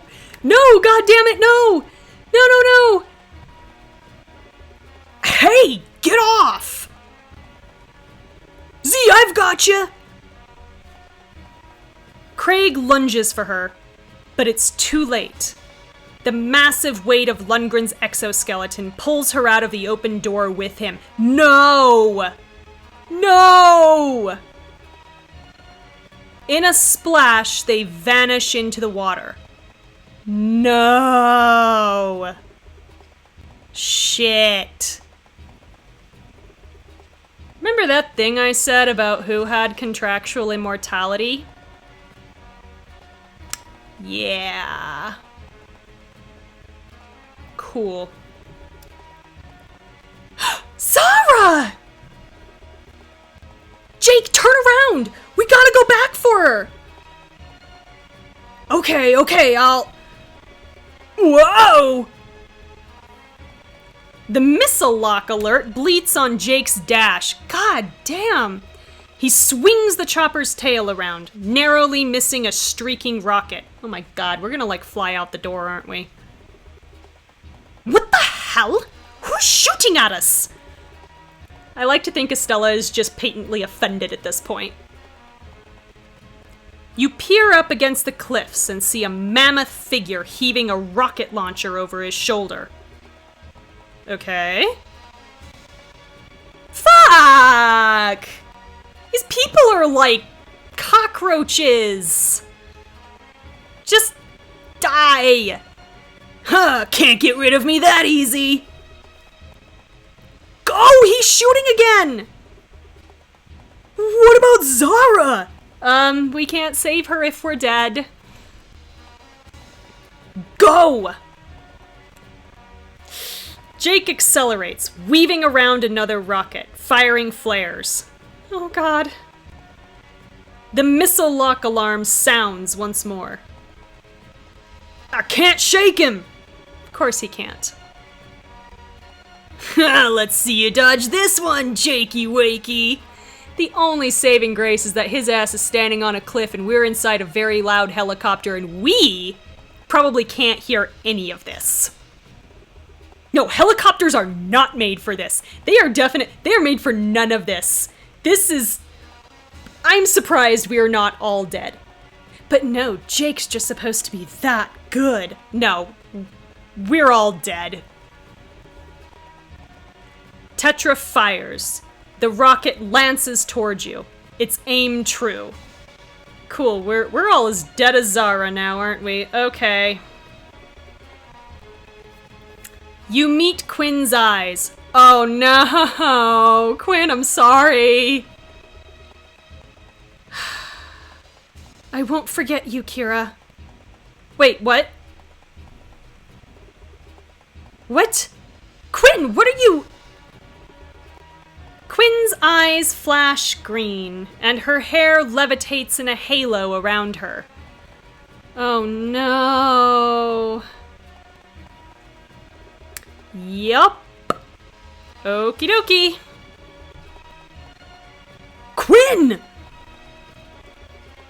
Quinn floats out of the open chopper door into the path of the rocket. Quinn, don't you dare. You better be just dropping that thing into the ocean.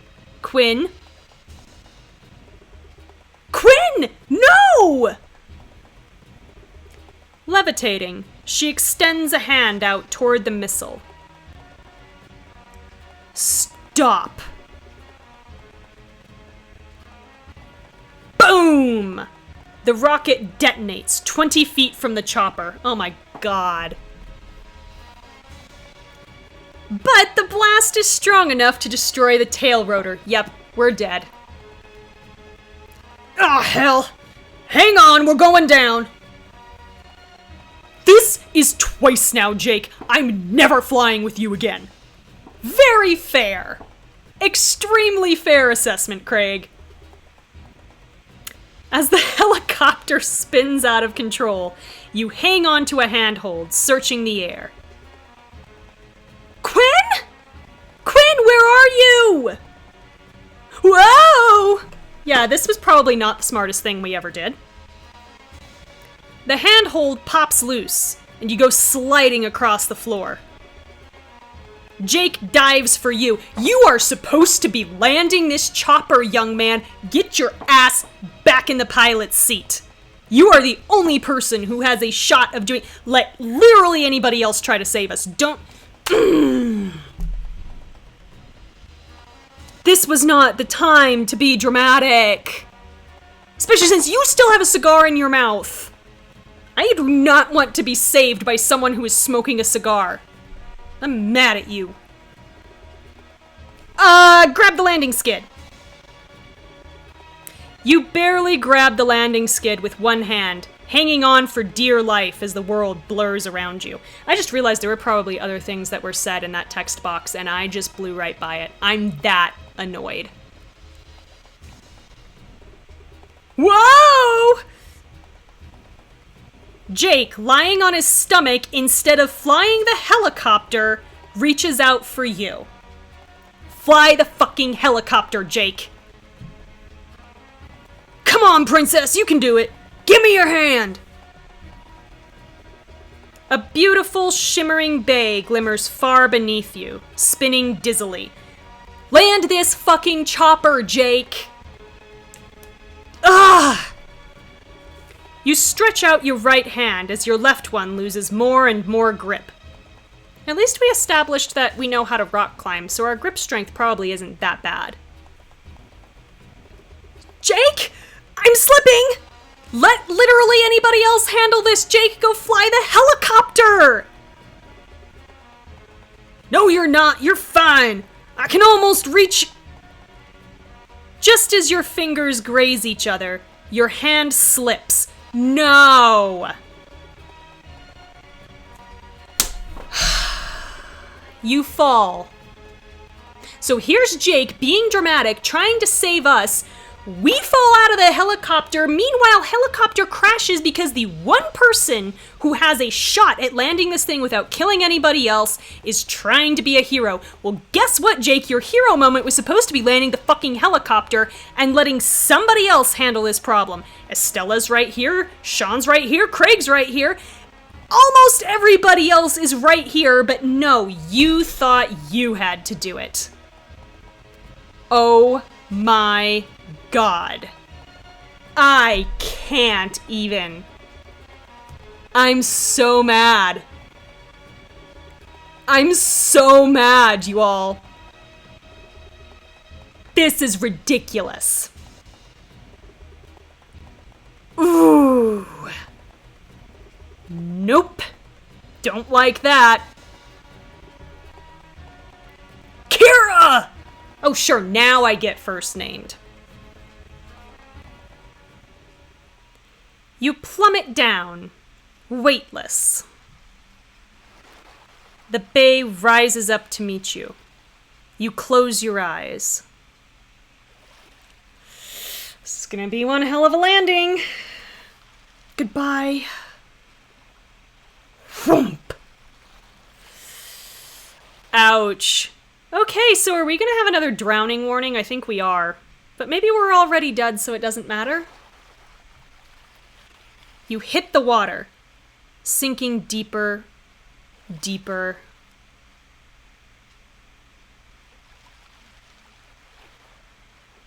Until the darkness swallows you. Well.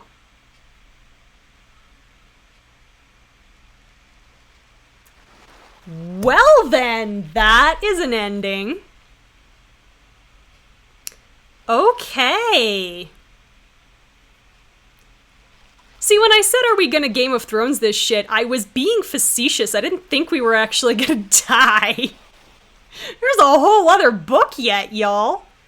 Are we gonna have to get saved by acid crab again? Is that what's going on here? I am so mad at Jake. Honestly, this entire thing. This entire fucking thing. Jake, you had one job, and it was to land that helicopter. 'Cause now, not only are we dying, but we were spinning above the bay. That's how we ended up in the water. So now this chopper is gonna end up in the water and sink with everybody in it.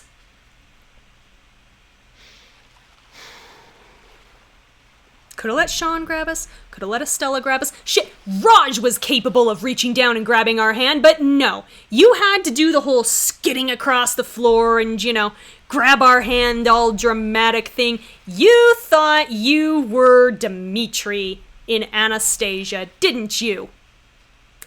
Boy, you are not. First of all, I refuse to believe that your voice actor is John Cusack. Second of all, I also refuse to believe you can sing.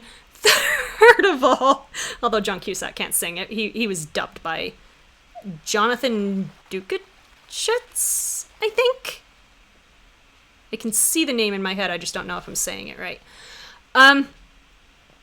Also, as far as we know, you never worked in the Romanov Palace at the turn of the 20th century, but all that to say, boy, this is your fault. I'm so mad. Okay. Alright. So that's chapter 15 complete. We found the only clue, and of course there was no catalyst idol in the chapter because we found them all. Yeah, it's true. He wasn't in the Romanov Palace as far as we know. For all we fucking know, yeah, he ends up going back in time and being in the Romanov Palace and causing the entire downfall of the Russian Empire. It's possible. Hopefully he's not actually Rasputin, because that was not a good way to go. Okay. That is Act 6 complete, so we found all 8 clues. Congratulations! You found every clue in Act 6 and unlocked the full bonus scene. Gonna be a long night, y'all. 3 years ago, in the dingy medical ward of a naval base in Central Asia, a man stirs in a hospital bed, his body wrapped up in thick bandages. What? Where? Next to him, a man stirs in a chair. Jake? Is that... The man's cigar burns bright. That had better not be Jake. Except we can't have that conversation now because we are drowning. I'm even more mad now. I'm even more mad now that we didn't get to yell at him about the smoking. Jake, my dying wish is that you never put another piece of tobacco in your mouth ever again. No chew, no cigars, no cigarettes, no vaping, nothing. You are never to touch it again. That is my dying wish. I'm so mad. Well, look at that.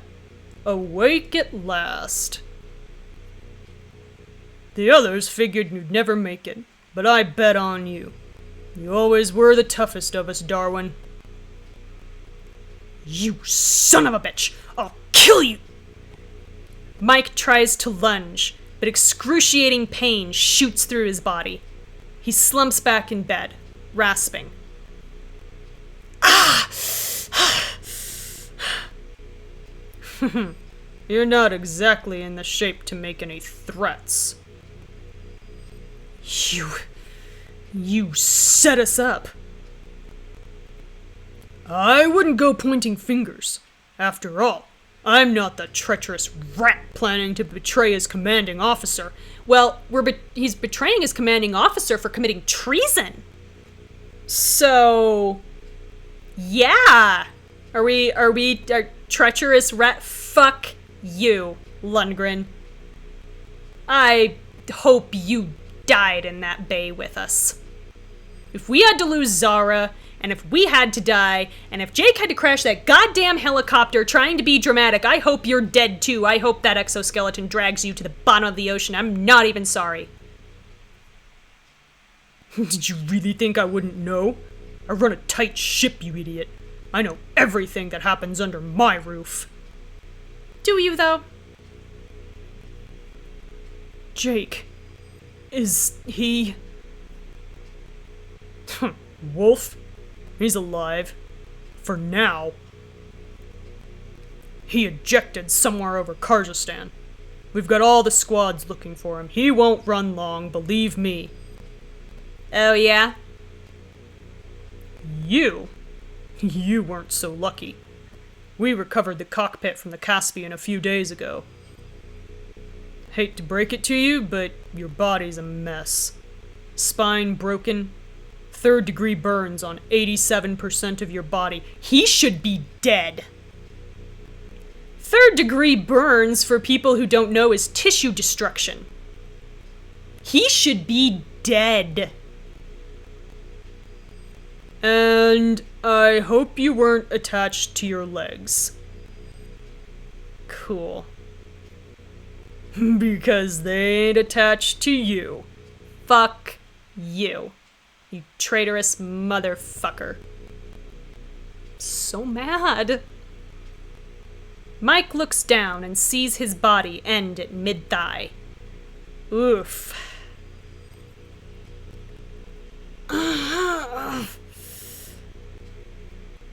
Most of the unit, they think I should have just let you die.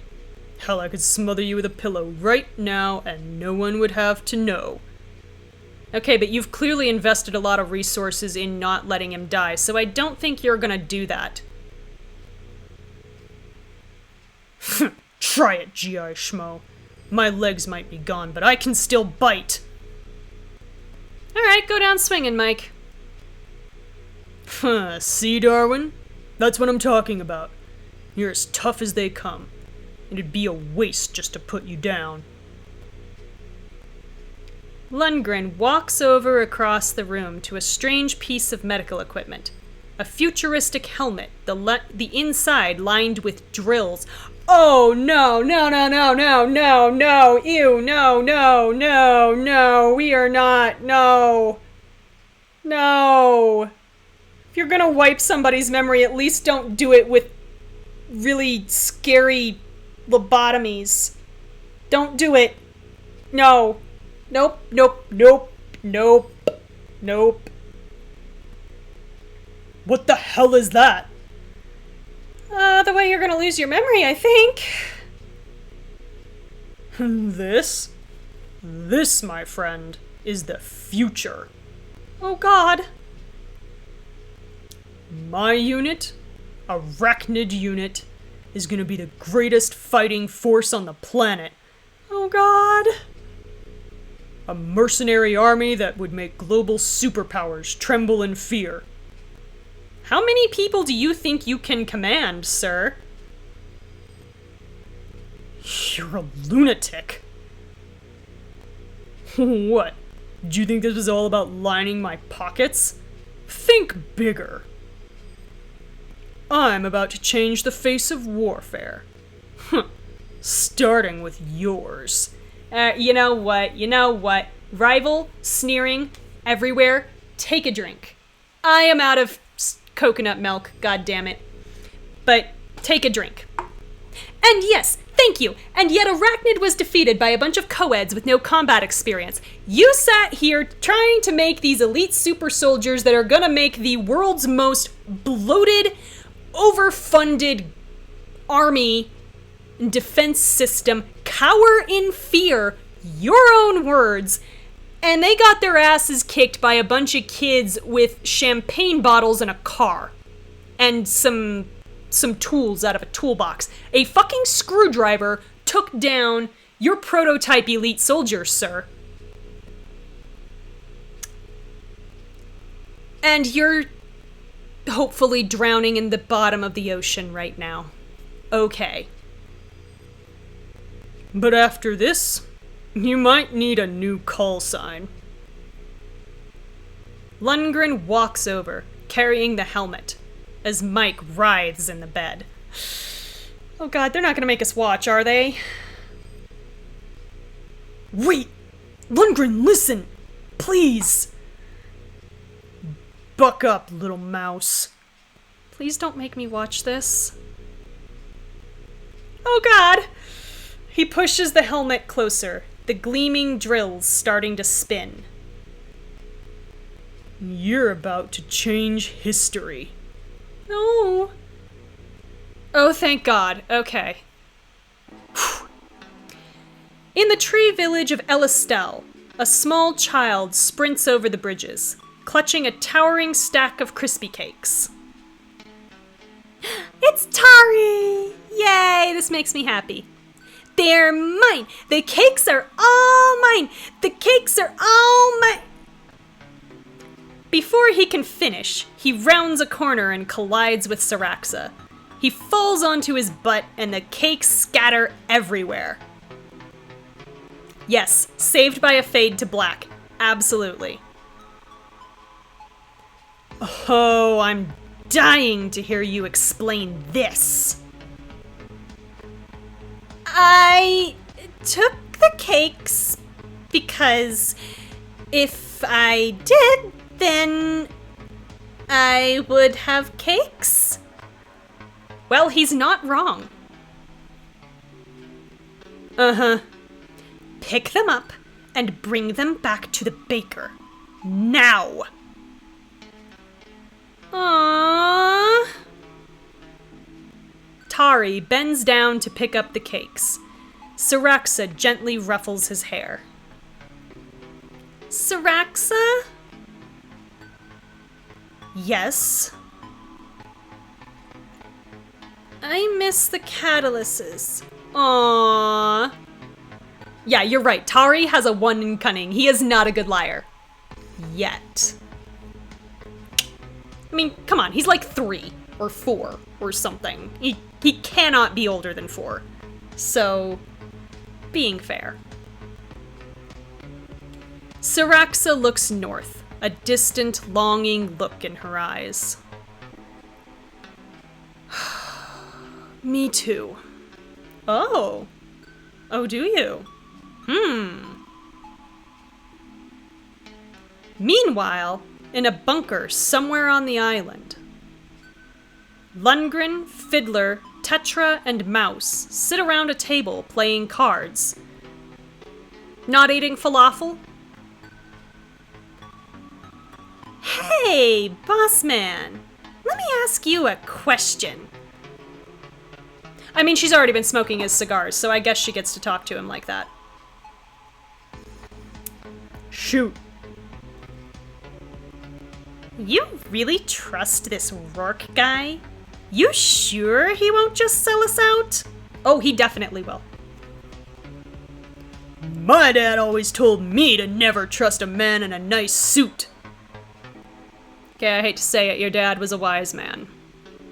Except for the fact that he raised you, which means the wisdom evidently was not passed on. Your dad was a bum who drove drunk off a pier, Tetra. So he's the last asshole I'd listen to.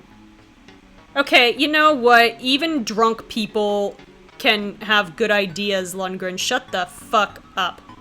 Also, this had better be before you fell in the ocean, because if you survived, I'm gonna fucking...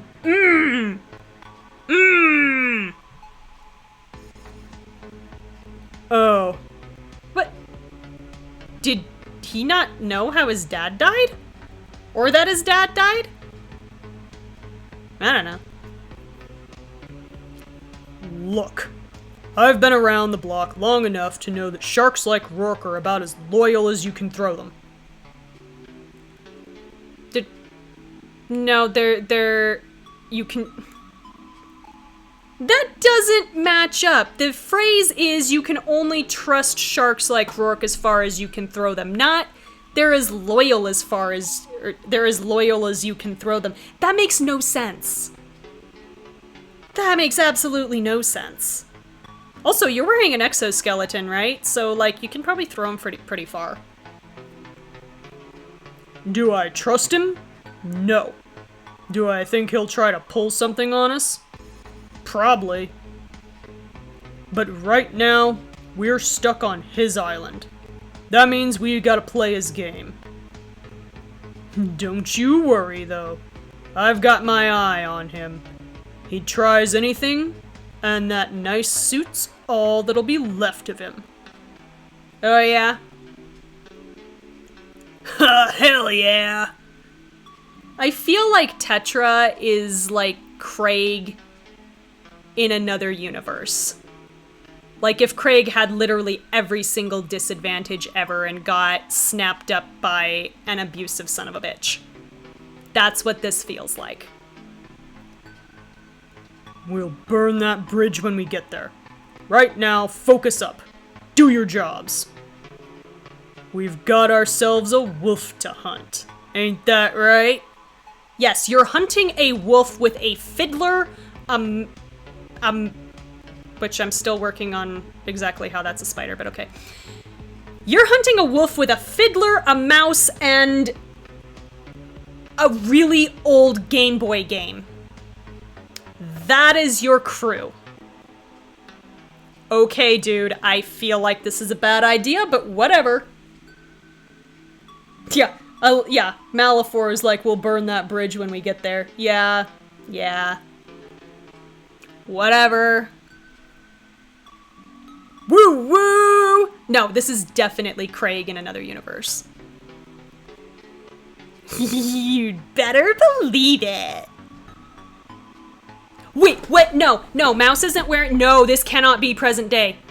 I do not allow this. I do not... No. Lundgren did not survive. If Lundgren survived, then that goddamn well better mean Zara survived. I'm okay with us being dead. Honestly. That... You know what? Us being dead seems like just about enough punishment for Jake being a fucking idiot. But... No. If Lundgren's alive, then Zara had better be alive. Because... No.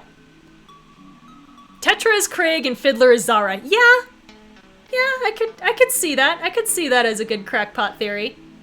Yeah. AU, Zara, and Craig. Yeah, I could go for that.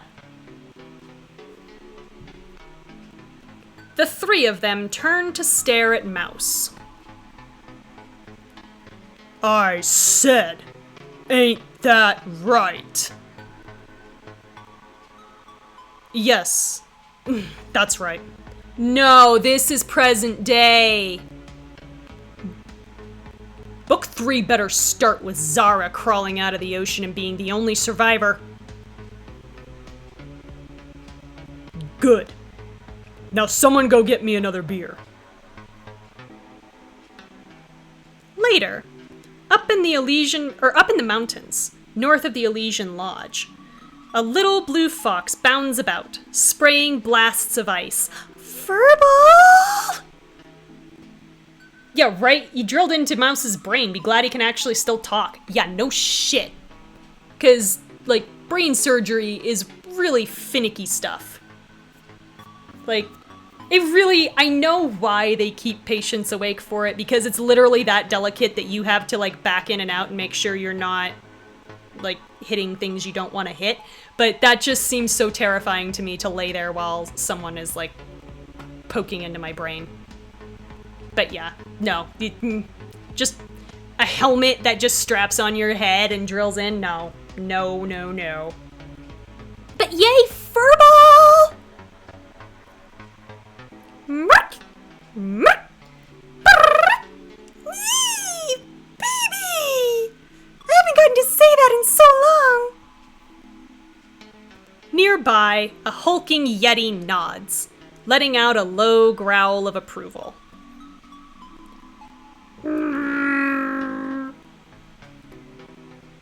Furball bounds over to the yeti, curling up by its side. We know the yeti is a she. Why do we keep misgendering the yeti? This is irritating. It glances north, toward the island's tip, where a small column of smoke reaches up to the sky. Oh no, Furball's worried about us. The yeti leans down, snuffling, nuzzling Furball with its snout, as it lets out a soft, mournful snort.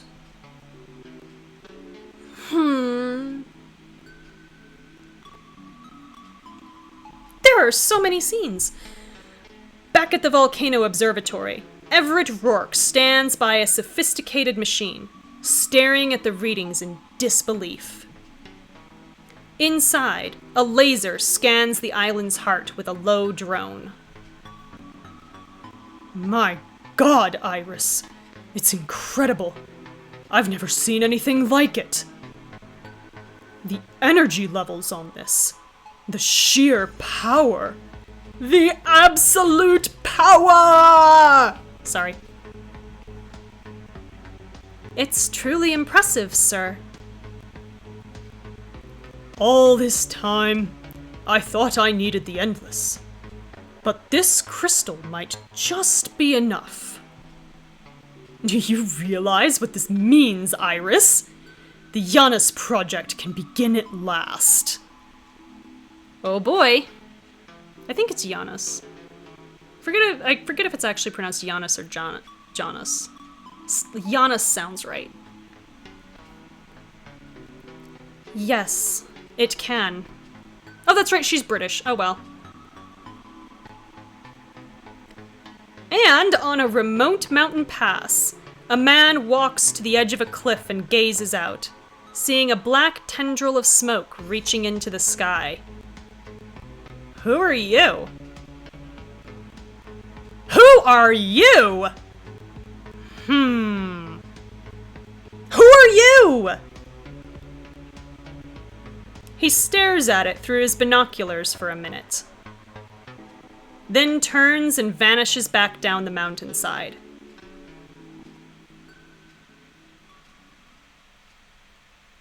Holy shit, there's an epilogue. Act 6, Epilogue. This is the chapter that never ends.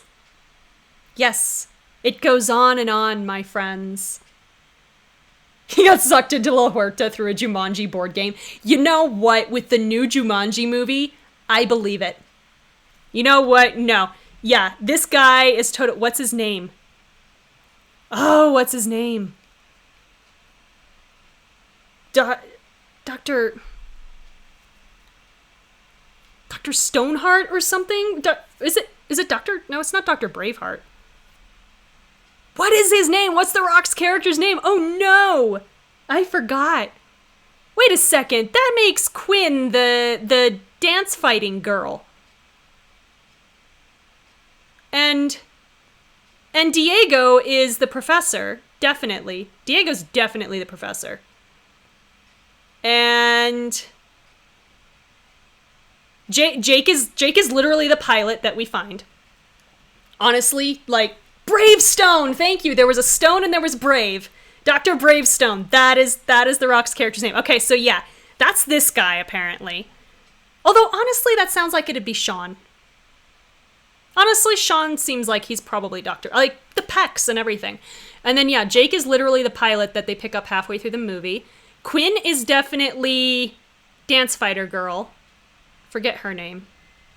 Yeah, Diego's the professor. There's one more character. Oh, yeah, that Chris... No, not Chris. What the fuck is his name? He's a fucking homophobic jackass. I forget. Who are we replacing him with?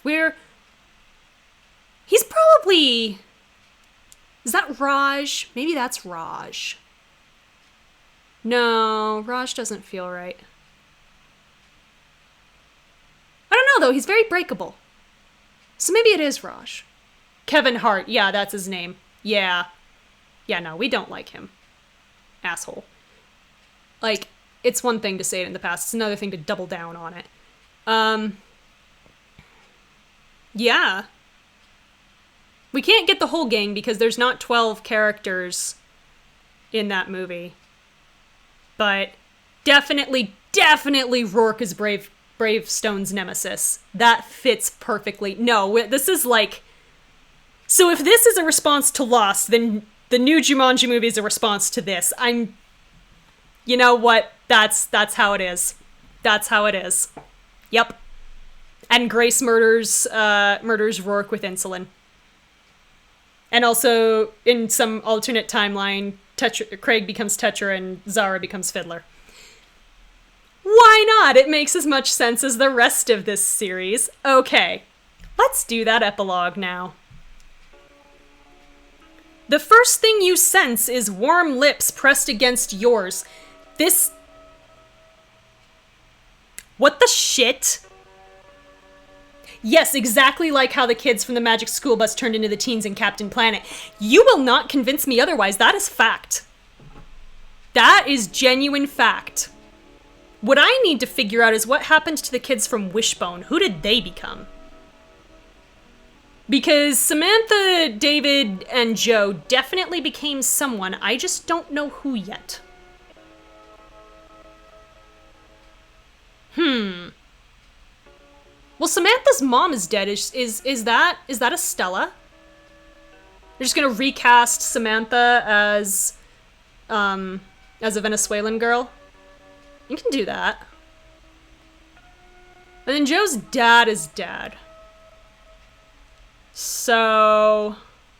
I don't know. We'll work on this. We're gonna figure that out. Meanwhile, apparently, we're being kissed back to life. And if this is Jake, I swear to God, I'm gonna punch him in the face. Because he probably still stinks of cigar. Your lungs inflate. That seems painful. I don't know whose voice this is. Come back to me. There you are.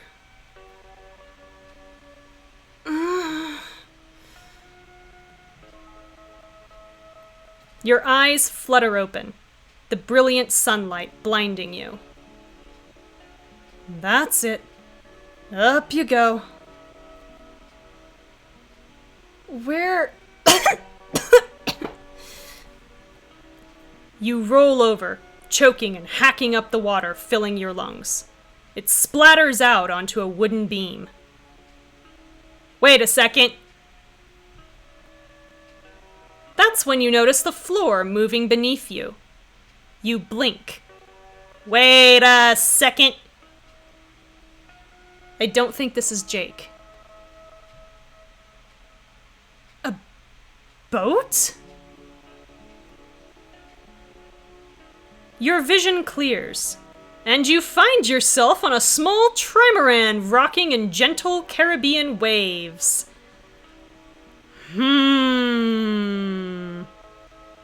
I think I know who this is. How did I...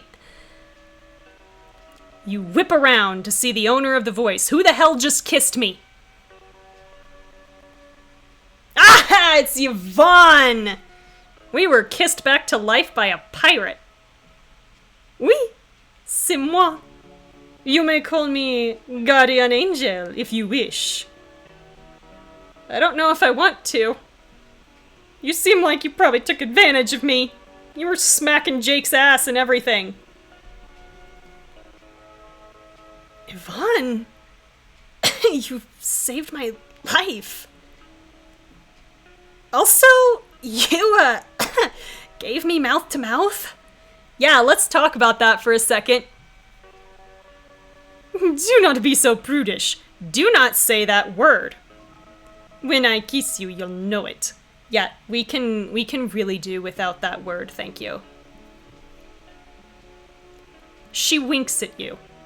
You look around, still dazed. In the distance to the north, a column of smoke rises from the Masada complex. Alright, so we haven't been out long. Makes sense. You were out for a couple of hours after I dragged you from the depths. Do you remember anything? You waited hours before you gave me mouth to mouth? How much brain damage do I have? I fell. Indeed. Very far, very fast, and very ungracefully. Well, I'm sorry. Aesthetics were not my primary concern. My primary concern was screaming at my fictional boyfriend before I died. Yes, thank you. I'm not the only one who notices the hours thing. Yeah, we should be basically brain dead by now. How did you know to be there? It couldn't have been luck. I was dispatched to your aid by your red-clad friend. There's no such thing as brain damage in this game. Mouse is probably completely cognitively intact. True. True. Consequences? What consequences? Who? I could not say, but you have someone looking out for you. That's terrifying. You look around and realize how warm it is. Hold on. We're back in the tropical part of the island? How fast do you sail, Yvonne? How many hours were we out? Oh my god, the questions! Where are you heading? We need to find the others. They could be hurt. Ma oui. They could be, but La Mer will guide them wherever they need to go. No. Jake got all my friends killed. Crashing a helicopter into the water. We need to go back and find everybody's bodies, please. Because remember, there's that whole future where I bury them. And I need to get Jake's dog tags.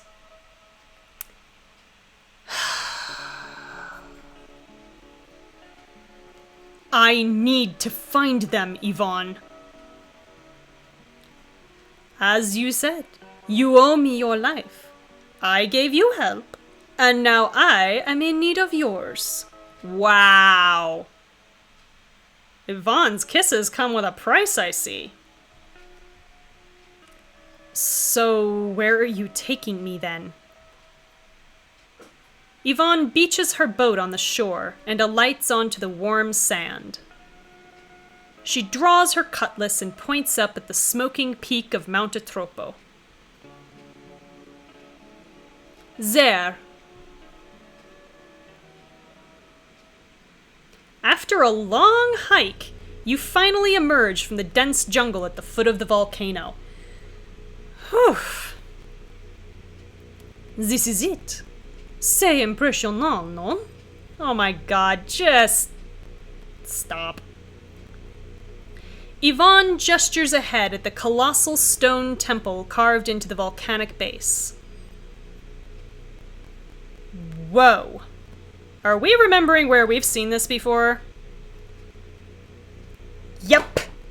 You recognize this place from the vision when you touched the idol of the chained person from Cetus's hand. This is like the ending of Return of the King, fades to black like 5 or 6 times before actually ending. Yeah, I'm sorry if you're all trying to hold in your pee, because oh my god. I'm gonna have so much fun editing this VOD. Holy shit, I have so much to cut out. I've seen it before. What is it? And are my friends' bodies already inside? Welcome to the threshold. The threshold? The threshold of what? We shall find out together. Yvonne clasps shut an ancient compass, the one you saw her take from the chest in the jeweled cave. That compass. Is that how you found this place? Ah, a keen eye you have. Indeed I did. In a manner of speaking, I died to steal it. Yeah, threshold of my patience. No shit. Malatesta made me walk the plank for my thievery, though I still hold that it is he who stole it from me. But when I came here, I encountered that red-clad demon. It told me I needed your help. My help? You and your companions. But as you may be the last surviving one, I must settle for you. Oh boy. Yvonne leads you into the dark mouth of the temple. Dear God. Just let it end. It's pitch black in here. Yeah. And so is my outlook on life. Never fear. There is the proverbial light at the end of the tunnel. See, I know I'm a completionist, but oh my God. Make sure to stay near me, mon amour. It is easy to get lost in these tunnels. You could wind up wandering down here forever. Gradually, the world takes shape as light trickles down from deep within the volcano. When we saw this place before, you basically just walked in straight into the lava chamber, so what the hell is going on? Okay. Until at last you find yourself in a large ceremonial chamber lined with lava spouts. This is not what the layout was before. Oh my God! A hunched figure in the center startles at your arrival. It appears we have an intruder. Surrender, fiend! I mean, you know how... I figured. Kira? Blessings of Vanu, is it you? Maybe, I don't know, I was kissed to life by a pirate. The old shaman hobbles forward and embraces you. Good to see you, Ukshal.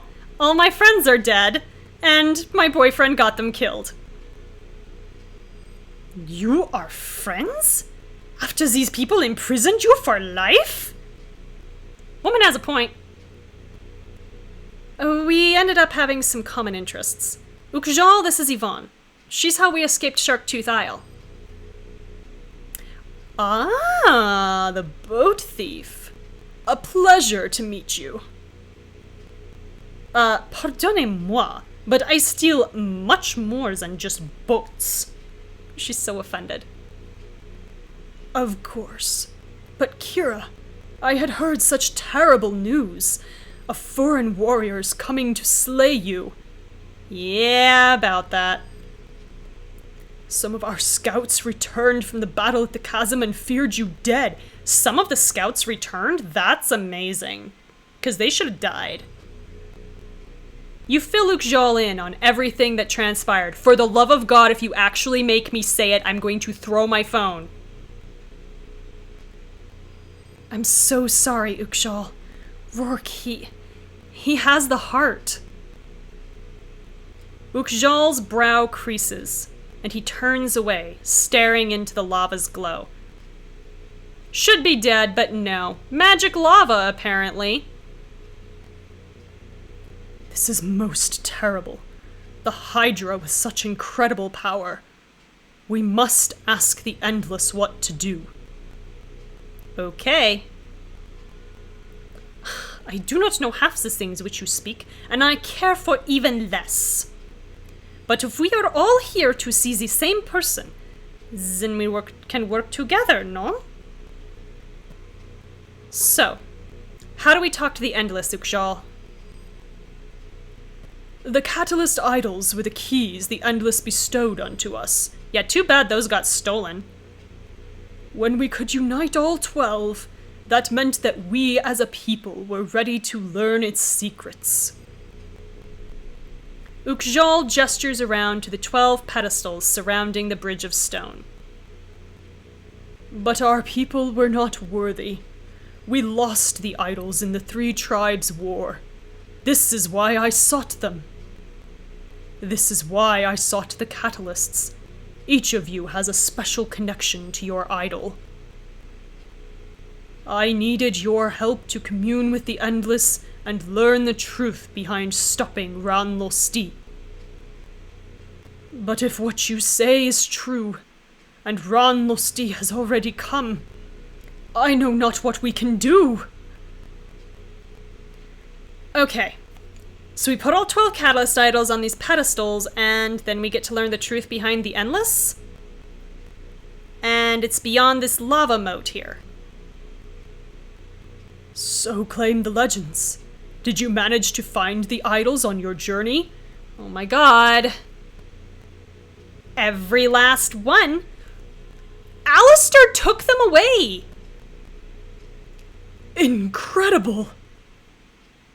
You did? Oh, you are truly incomparable, mon amour. Oh my god, she is gonna kiss us now, isn't she? Oh, yes, she is! Okay, I was kidding, but here we are. Yvonne grabs your face and smooches both your cheeks. So, where do I put them? In what order? We do not have these! Ukjal just shrugs. When did we get these back? What did I miss? You put the idols down randomly on the pedestals. Sure. There they are, in all their amber glory. The moment you place the last idol, the chamber rumbles, and the rings around the pedestal's sides begin to rotate to new positions. The gears are turning. Oh god. I can't believe it worked in a random order. I thought it'd be some crazy, complicated... As the words are leaving your mouth, one of the stone walls slides aside to reveal... a huge painting full of symbols. Ah, yeah. I was waiting for this part. My god, don't tell me I have to try to solve this thing now. I have no idea what this is. There's a sword, and there's a skull with some handcuffs, which I presume is a reference to Jake liking to be tied up in bed. And then a bunch of other stuff. Okay. Sure. Yeah, Acid Crab's about to start some shit, man. I'm about to start some shit. I'm going to summon Acid Crab. Because... Jesus Christ, just let it end. Oh, and look! Above us! You look up to see a circle in the ceiling opening up to reveal a second painting of symbols. Oh my god, I am not ready for a minigame, y'all. I don't know what any of this is. There's just a bunch of weird random shapes. I mean, they look like they're probably supposed to be just straight up, like, letter substitutes, but please don't make me have to decode this.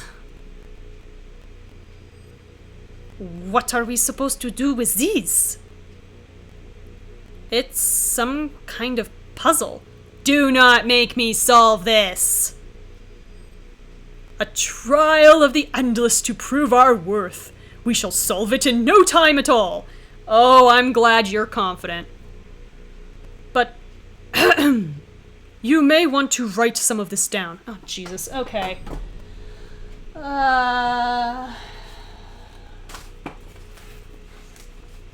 through my pile of garbage over here.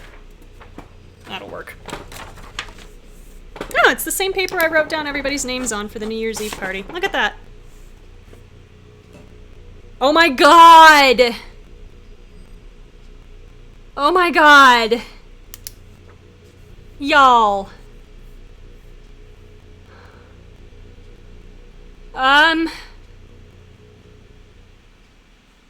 Okay, what's the answer? Okay, I think all I have to do is solve this, so let's quickly look at everything. So there's the wall. Okay, so, like, this looks like it's talking about death. Sure. It appears that some of the runes on the wall are the same as the ones on the ceiling. Look at the ceiling. Okay, yes, it's very nice. And fucking words on the ceiling, I don't know. What are these runes anyway? An ancient alphabet? Perhaps early Vanti. Or perhaps something predating us all. Look at the idols. Oh my god! Okay, let's look at Sean's. You touch Sean's idol, the eagle-headed king on a throne. Don't worry about me! Run! I can handle it! The saber-tooth pounces, pinning Sean to the dirt right by the precipice. Don't do it, man! I've got this. With that, Sean rolls over the edge of the cliff, taking the tiger with him. They vanish out of sight. Whoa! Looks like I can see a small glimpse of each idol's vision when I touch them. Oh, okay, well, I remember how everybody died, so... It's clear the runes are spelling out words. The question is, what words? Okay, so, alright. Okay, hang on, okay. Alright, so this is about death. Okay, so if they're showing us everybody's, like, deaths in the idol scenes, which I think they are, let's just try one more just to be sure, but I'm pretty sure that's what they're doing. If we can learn what letters the runes stand for, we could translate the message in the ceiling. Okay, hang on. We're gonna look at another idol. We're gonna look at ours. No, that's Michelle's. We're gonna look at Michelle's. Okay, let's look at that. You touch Michelle's idol, the one with a peacock-feathered woman. And yes, it's her death scene, okay. Pelted by rain, Michelle climbs into a rusted sailboat. You're gonna get yourself killed, you idiot! No, I'm going. None of you want me here, you never did. No! Michelle, that thing's still out there! As her sailboat shrinks in the distance, you see a massive shadow slithering beneath the waves. Could the runes be spelling out names? Okay. Alright. I'm gonna look at the wall again. Okay. So. This is people dying. Alright. So. Who was stabbed? Yeah, Zara was stabbed. So, what? Z-A-R-A-A-H?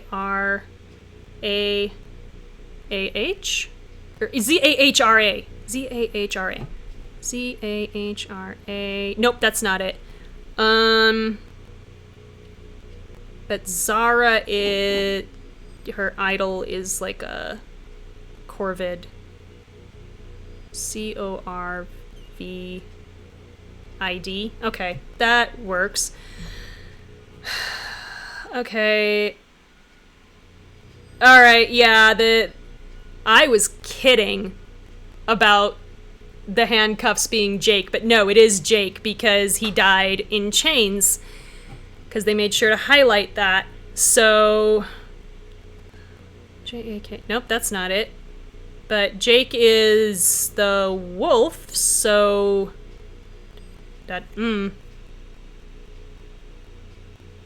Oh, but they're constellations, so it's the Latin, so L-U-P-U-S. Yeah, so then this can't be Corvid, this has to be Corvus. Okay, so we have... So, Corvus at the top. Alright, and then... Yes, because that matches up, because we have S and S, like US and US at the end. Okay, so yeah, that's gotta be it. That's gotta be it. And... What the hell... Wait, how many of these are there? 1, 2, 3, 4, 5, 6, 7, 8, 9, 10, 11. 11 graves. Okay, so that's us. And we have the Andromeda armor, so we're Andromeda, so A-N-D-R-O-M-E-D-A.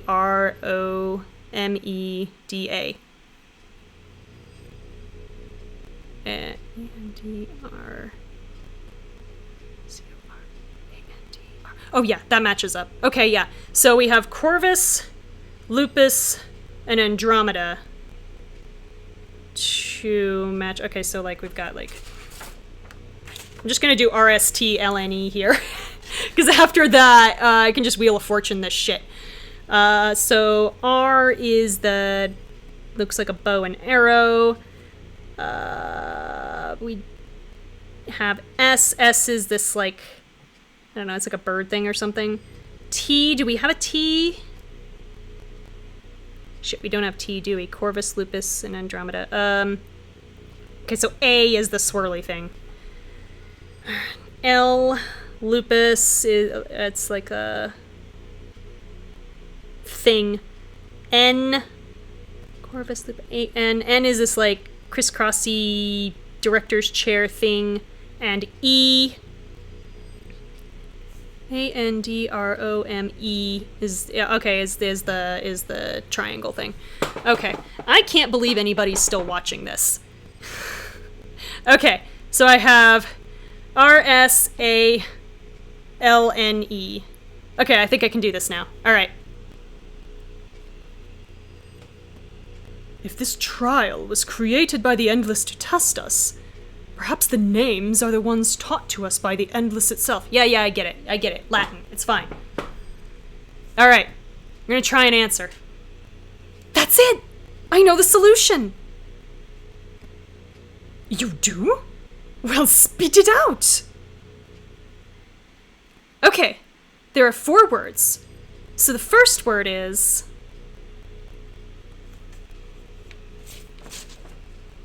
okay. Hang on.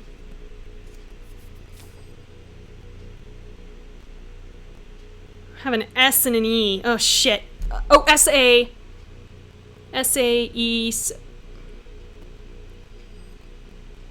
I've seen that other symbol, I think. I want to say it was somewhere in Zara's, so... It's not an R. C. Set. It's not an S, it's a... Okay, so it's gotta be the V. So this is save. Oops, I have to actually click in the thing.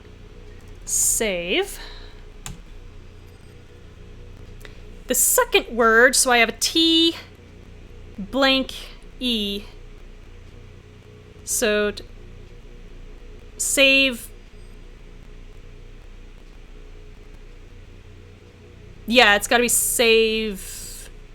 Save them. Yeah, that makes sense. Save them. Them. Okay, they're not telling me I'm wrong, so... The other one, this was, had an R.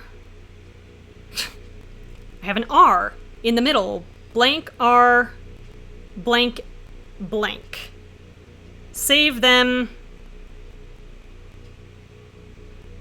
Save them from? Oh god, that's right, and then this one. Okay, so we have T blank E blank S E L. This was V, right? V. Yes, themselves. Okay, save them from themselves. You can hear acid crabs heavy breathing from the corner of the room, waiting for you to give in to the temptation of Google. No. I think I got this. I think I got it. Save them from themselves. Yes! Ha ha ha! My really, really bad scribbles and my screenshot did it.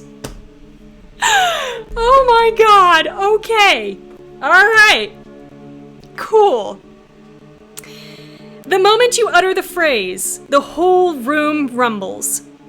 The idols begin to glow. What is happening? I don't know. Each idol glows bright, a hot white light in its center. And then all at once they dissolve into amber, leaking away down the sides. Well, that's a damn waste. And left in the basin of each pedestal where the idol had been is... Is that blood? What fresh hell is this?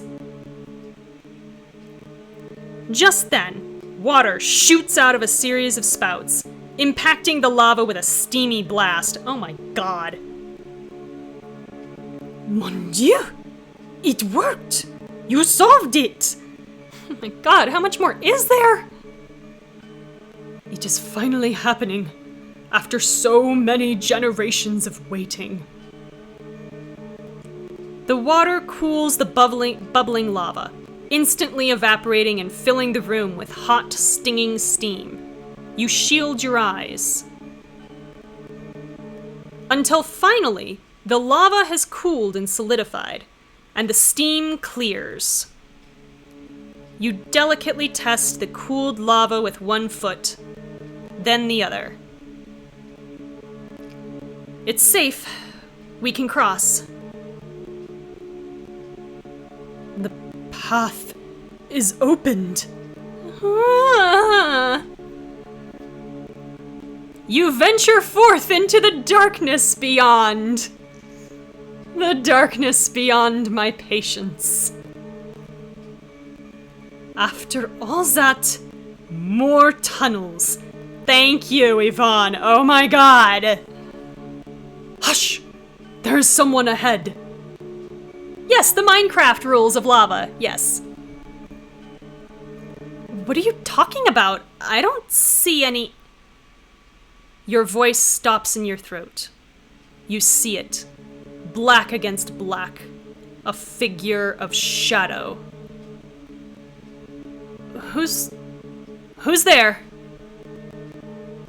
Show yourself, coward!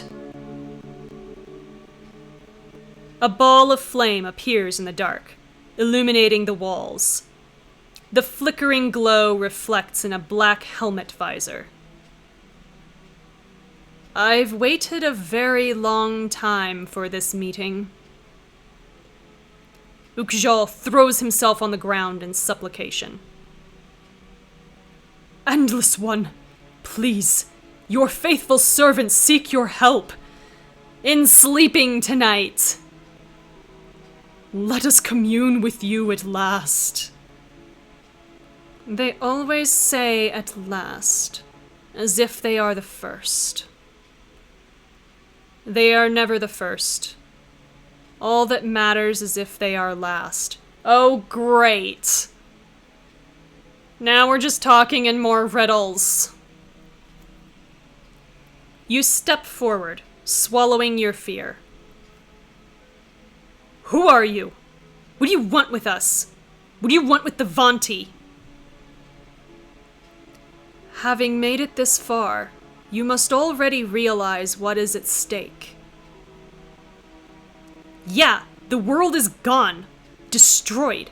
We thought we could stop it, but it's already happened. Also, my boyfriend got all my friends killed by failing to pilot fucking helicopter. He died with a cigar in his mouth. Can you help us? You seem to have control of time.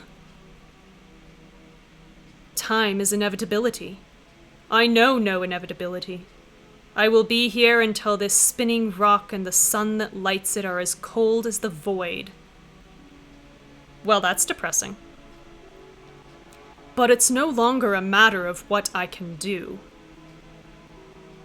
I've had it with the games. Tell me now, what is the meaning of all this? What are the idols? How do I stop those futures from happening to my friends? Futures? The idols do not show the future. Then what the fuck was this, and when do I get to kill Alistair? What do you mean? I saw those visions. I watched my friends die. How is that not the... You trail off, realizing what the Endless will say. Because they already died. Well then! Yes. Again, and again, and again. Yeah, remember that time we fell off the cliff and got everybody killed? Like that. And every time, I was there. A vision flashes. You see Rourke's office, where Zara's body lies on the floor. And now you see the Endless there too, cloaked in shadow, watching silently. Just chilling with some fire over their hand like you do. I saw them die. So many times I saw them die. Maybe you're imagining it, but for 1 second you can swear you hear a hint of sadness in the Endless's voice. But it wasn't enough for me to see. You needed to see too.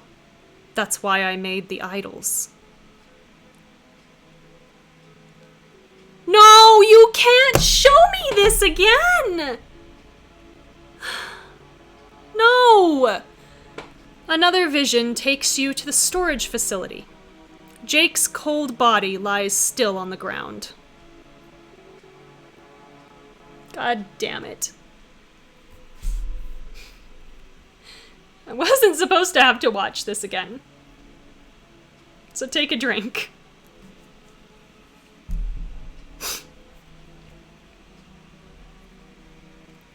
And the ew! And the Endless hunkers over it, extracting his blood with a long syringe. Oh my god, y'all. We got like drowning and lobotomies and dead man's blood. What the hell? Are you trying to kill a vampire? Is that what's going on? What the shit is this? You're telling me that all this time in the idols we were carrying was our own blood?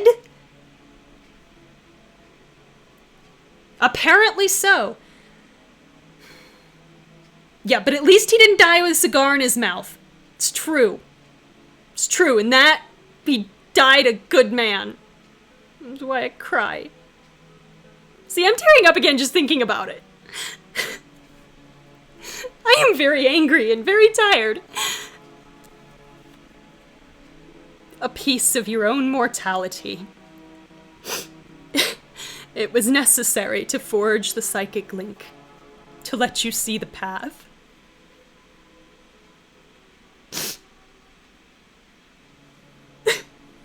I wasn't supposed to have to see that again, god damn it.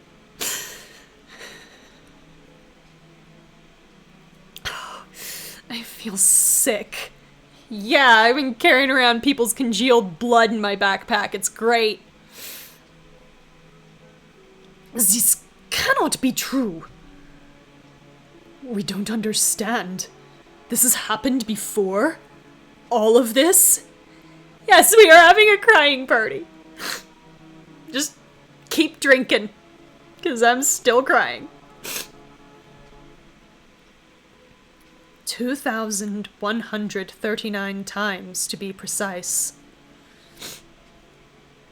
The first time I went back to them, they died before my eyes. So terribly. Some of them didn't even make it a full day. I knew I had to help them, to guide them. What? I tried to intervene directly, but I quickly learned that the laws of time can be unforgiving. You pissed off Acid Crab, didn't you? You know what? You fucking deserve it for showing me that again. The Endless flexes its bionic arm, and you see the ragged stump. So I had to be more subtle, to change as little as possible, to influence indirectly.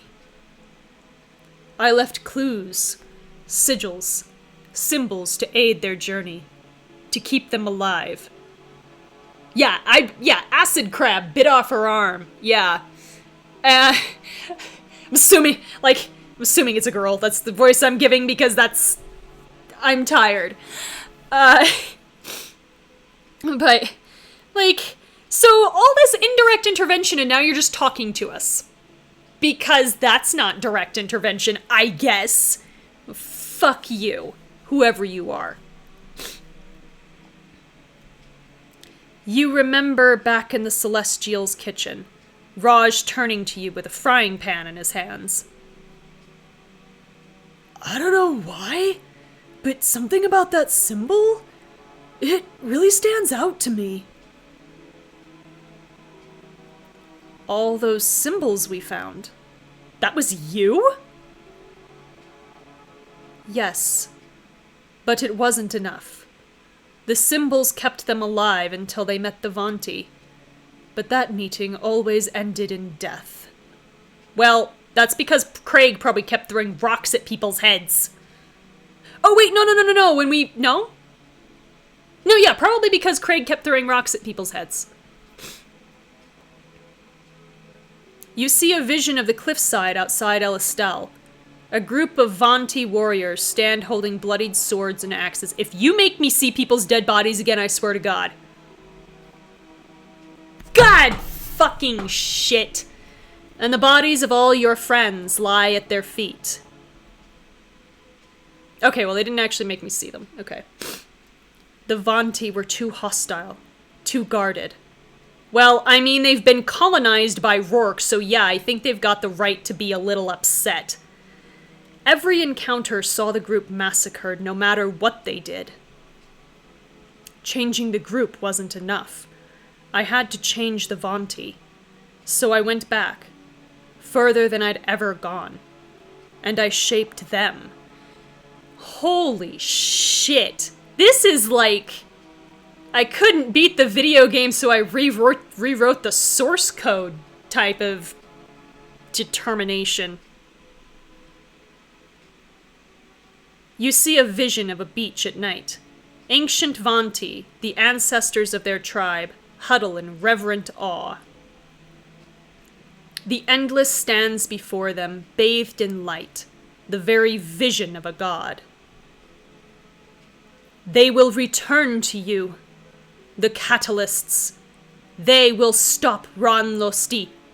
I thought they thought we were supposed to stop it, or to cause it, not stop it. The Vanti raise their hands in prayer and acceptance. So you made up the idea of the Catalysts, just so that centuries later the Vanti would help us? Like I said, just rewriting the source code. Their entire religion was just a means to an end? It's kind of a dick move when you think about it. No. No, it cannot be. Although when you think about it, all religion is pretty much a means to an end. I did what I had to do. To protect them. Oh boy, we're just gonna justify manipulating innocent people now. Cool. Mon Dieu. You probably shouldn't have pointed that out to Ukshal. Yeah. Gonna cause this old man a huge crisis now. All this? Just to keep us alive? Why didn't you just go back and stop us from ever coming here? Good question! Take a drink for genre savvy. My travel is limited to the time bubble surrounding La Huerta. I can never leave this island. Alright, fine, I guess. Your head throbs, trying to process what you've heard. This is too much. Especially since... Holy shit!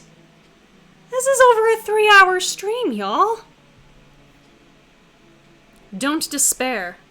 The next stage of our journey begins here. I swear to God, just let it end. There's a whole other book yet.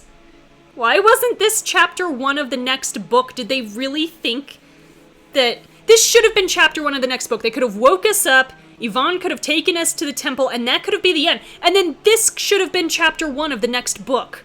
With the fucking puzzle and shit. Because right now, this is too much. This is too much bonus material. Y'all. Oh my god. Like, I realize this causes problems with, like, data transfer and stuff, because you're gonna have to port over all the choices in order to get the correct chapter 1, but you know what? If you can tack on an epilogue, you can tack on a prologue. This should have been a prologue. God damn. After 2,139 loops, the cycle is broken.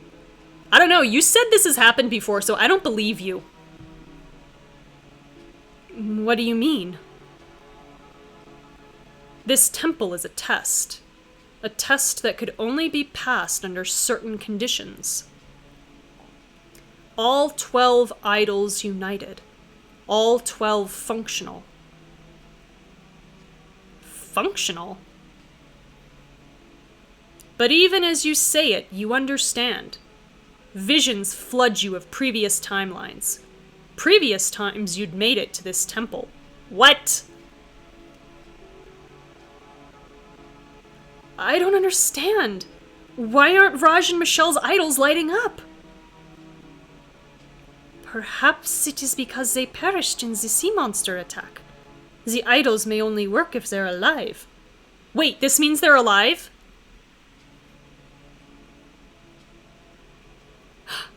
So this is the first time? The first time I've made it this far with everyone still alive? Okay, so Zara survived. First of all, good, because if Lundgren survived, then Zara needed to fucking survive. Second of all, how did Jake not get everybody killed? How did they survive? Zara rescued them. That's gotta be it. That's gotta be it. I'm still mad at you, Jake. I don't care if I'm crying over your dead body. I'm still mad at you. Yes. All our friends yet live. Wait, excuse you, our friends? I'm sorry. I don't know you. I'm pretty sure they don't know you. Yeah, plot convenience, but also, I'm still mad at Jake. Your blood goes cold. Your legs feel like jelly. Our friends? Oh my god! The Endless reaches up and presses a latch at its neck. You hear a hiss of decompression. It reaches up with its hands, one flesh, one iron, and lifts its helmet from its head. Oh my god. Now you're gonna find out, Al. You're gonna find out if you're right. Holy shit! I did not think you could learn this early. I had to be sure you were ready, Kira. Now, our work can begin. I mean, yeah, it's not like a huge plot twist, but I'm surprised that they let you learn it in book 2, because without the completionist thing, you don't learn this until almost the end of book 3. So, yeah. I'm really surprised you can learn it at the end of book 2, because now I really, really am interested in how book 3 is gonna play. With us knowing this. Like, what is this gonna change? I'm kind of entering new territory here. This is gonna be interesting. Wait, are we finally done? Oh, thank God! We're finally done, y'all. It's finally done. Book 2 is complete. With the world's longest fucking ending. This is longer than Return of the King Extended Edition. I said it. I said what I said. Holy shit. You should not have to do a mini game in a fucking epilogue. Y'all. You think you're lost, Al? My God, I know what's going on and I was lost. There were so many things. There were so many things. Okay. So. If you would like to revisit the epilogue later, for any fucking reason, I don't know why you would do this. If you would like to revisit the epilogue later, please select Restart Chapter. Chat is screaming. Yeah. Oh yeah, you're really fucking lost then, Al. There's a whole shit ton of material here. Yeah. No. You came in at the dramatic me crying part. But no, I would not like to revisit the epilogue, not on stream. I would do it on my own time when I feel like I'm okay stopping, especially now that I know how fucking long it is.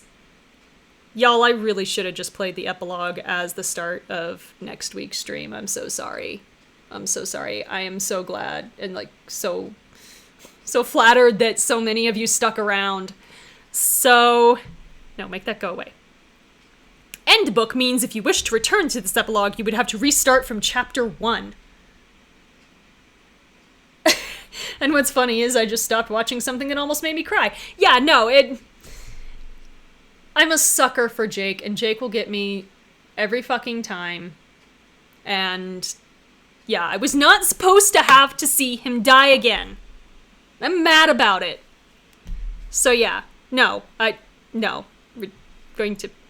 Remember, you must end this book with or without solving the puzzle in order to import your save into book 3. Yeah, I agree. If you finish the book, you should be able to replay any chapter at any time. Instead of having to work through the book from the beginning. Maybe it should be if you finish the series. Maybe? Because I think part of the reason why they don't do that is it might make the coding too complicated. But yeah, they also do it because they, just want your money. They want you to have to buy keys to, play as fast as you want, is what they want. But yeah, I would rather be able to replay any chapter at any time after I finish either a book or a series. But that's not the way they do it. Yeah, no, yeah, Jake makes me cry. Makes me cry. God damn it. Okay.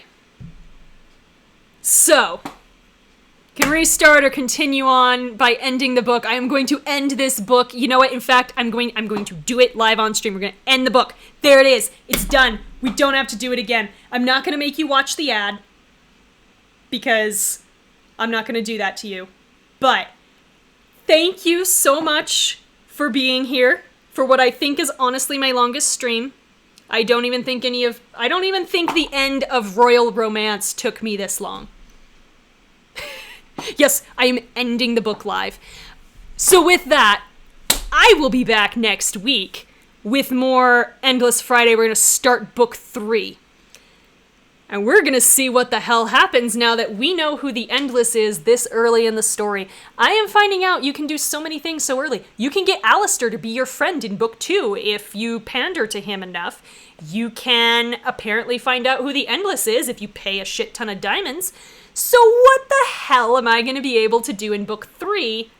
Especially since I've already bought several diamond choices in book 3 because I got to genre savvy halfway through book 2 when I first started playing this. And that's also why I'm a huge sucker for Jake. So, tune in then, same time, same place, twitch.tv/aromanticace. Enjoy whatever it is you're doing between now and Friday. Catch you later.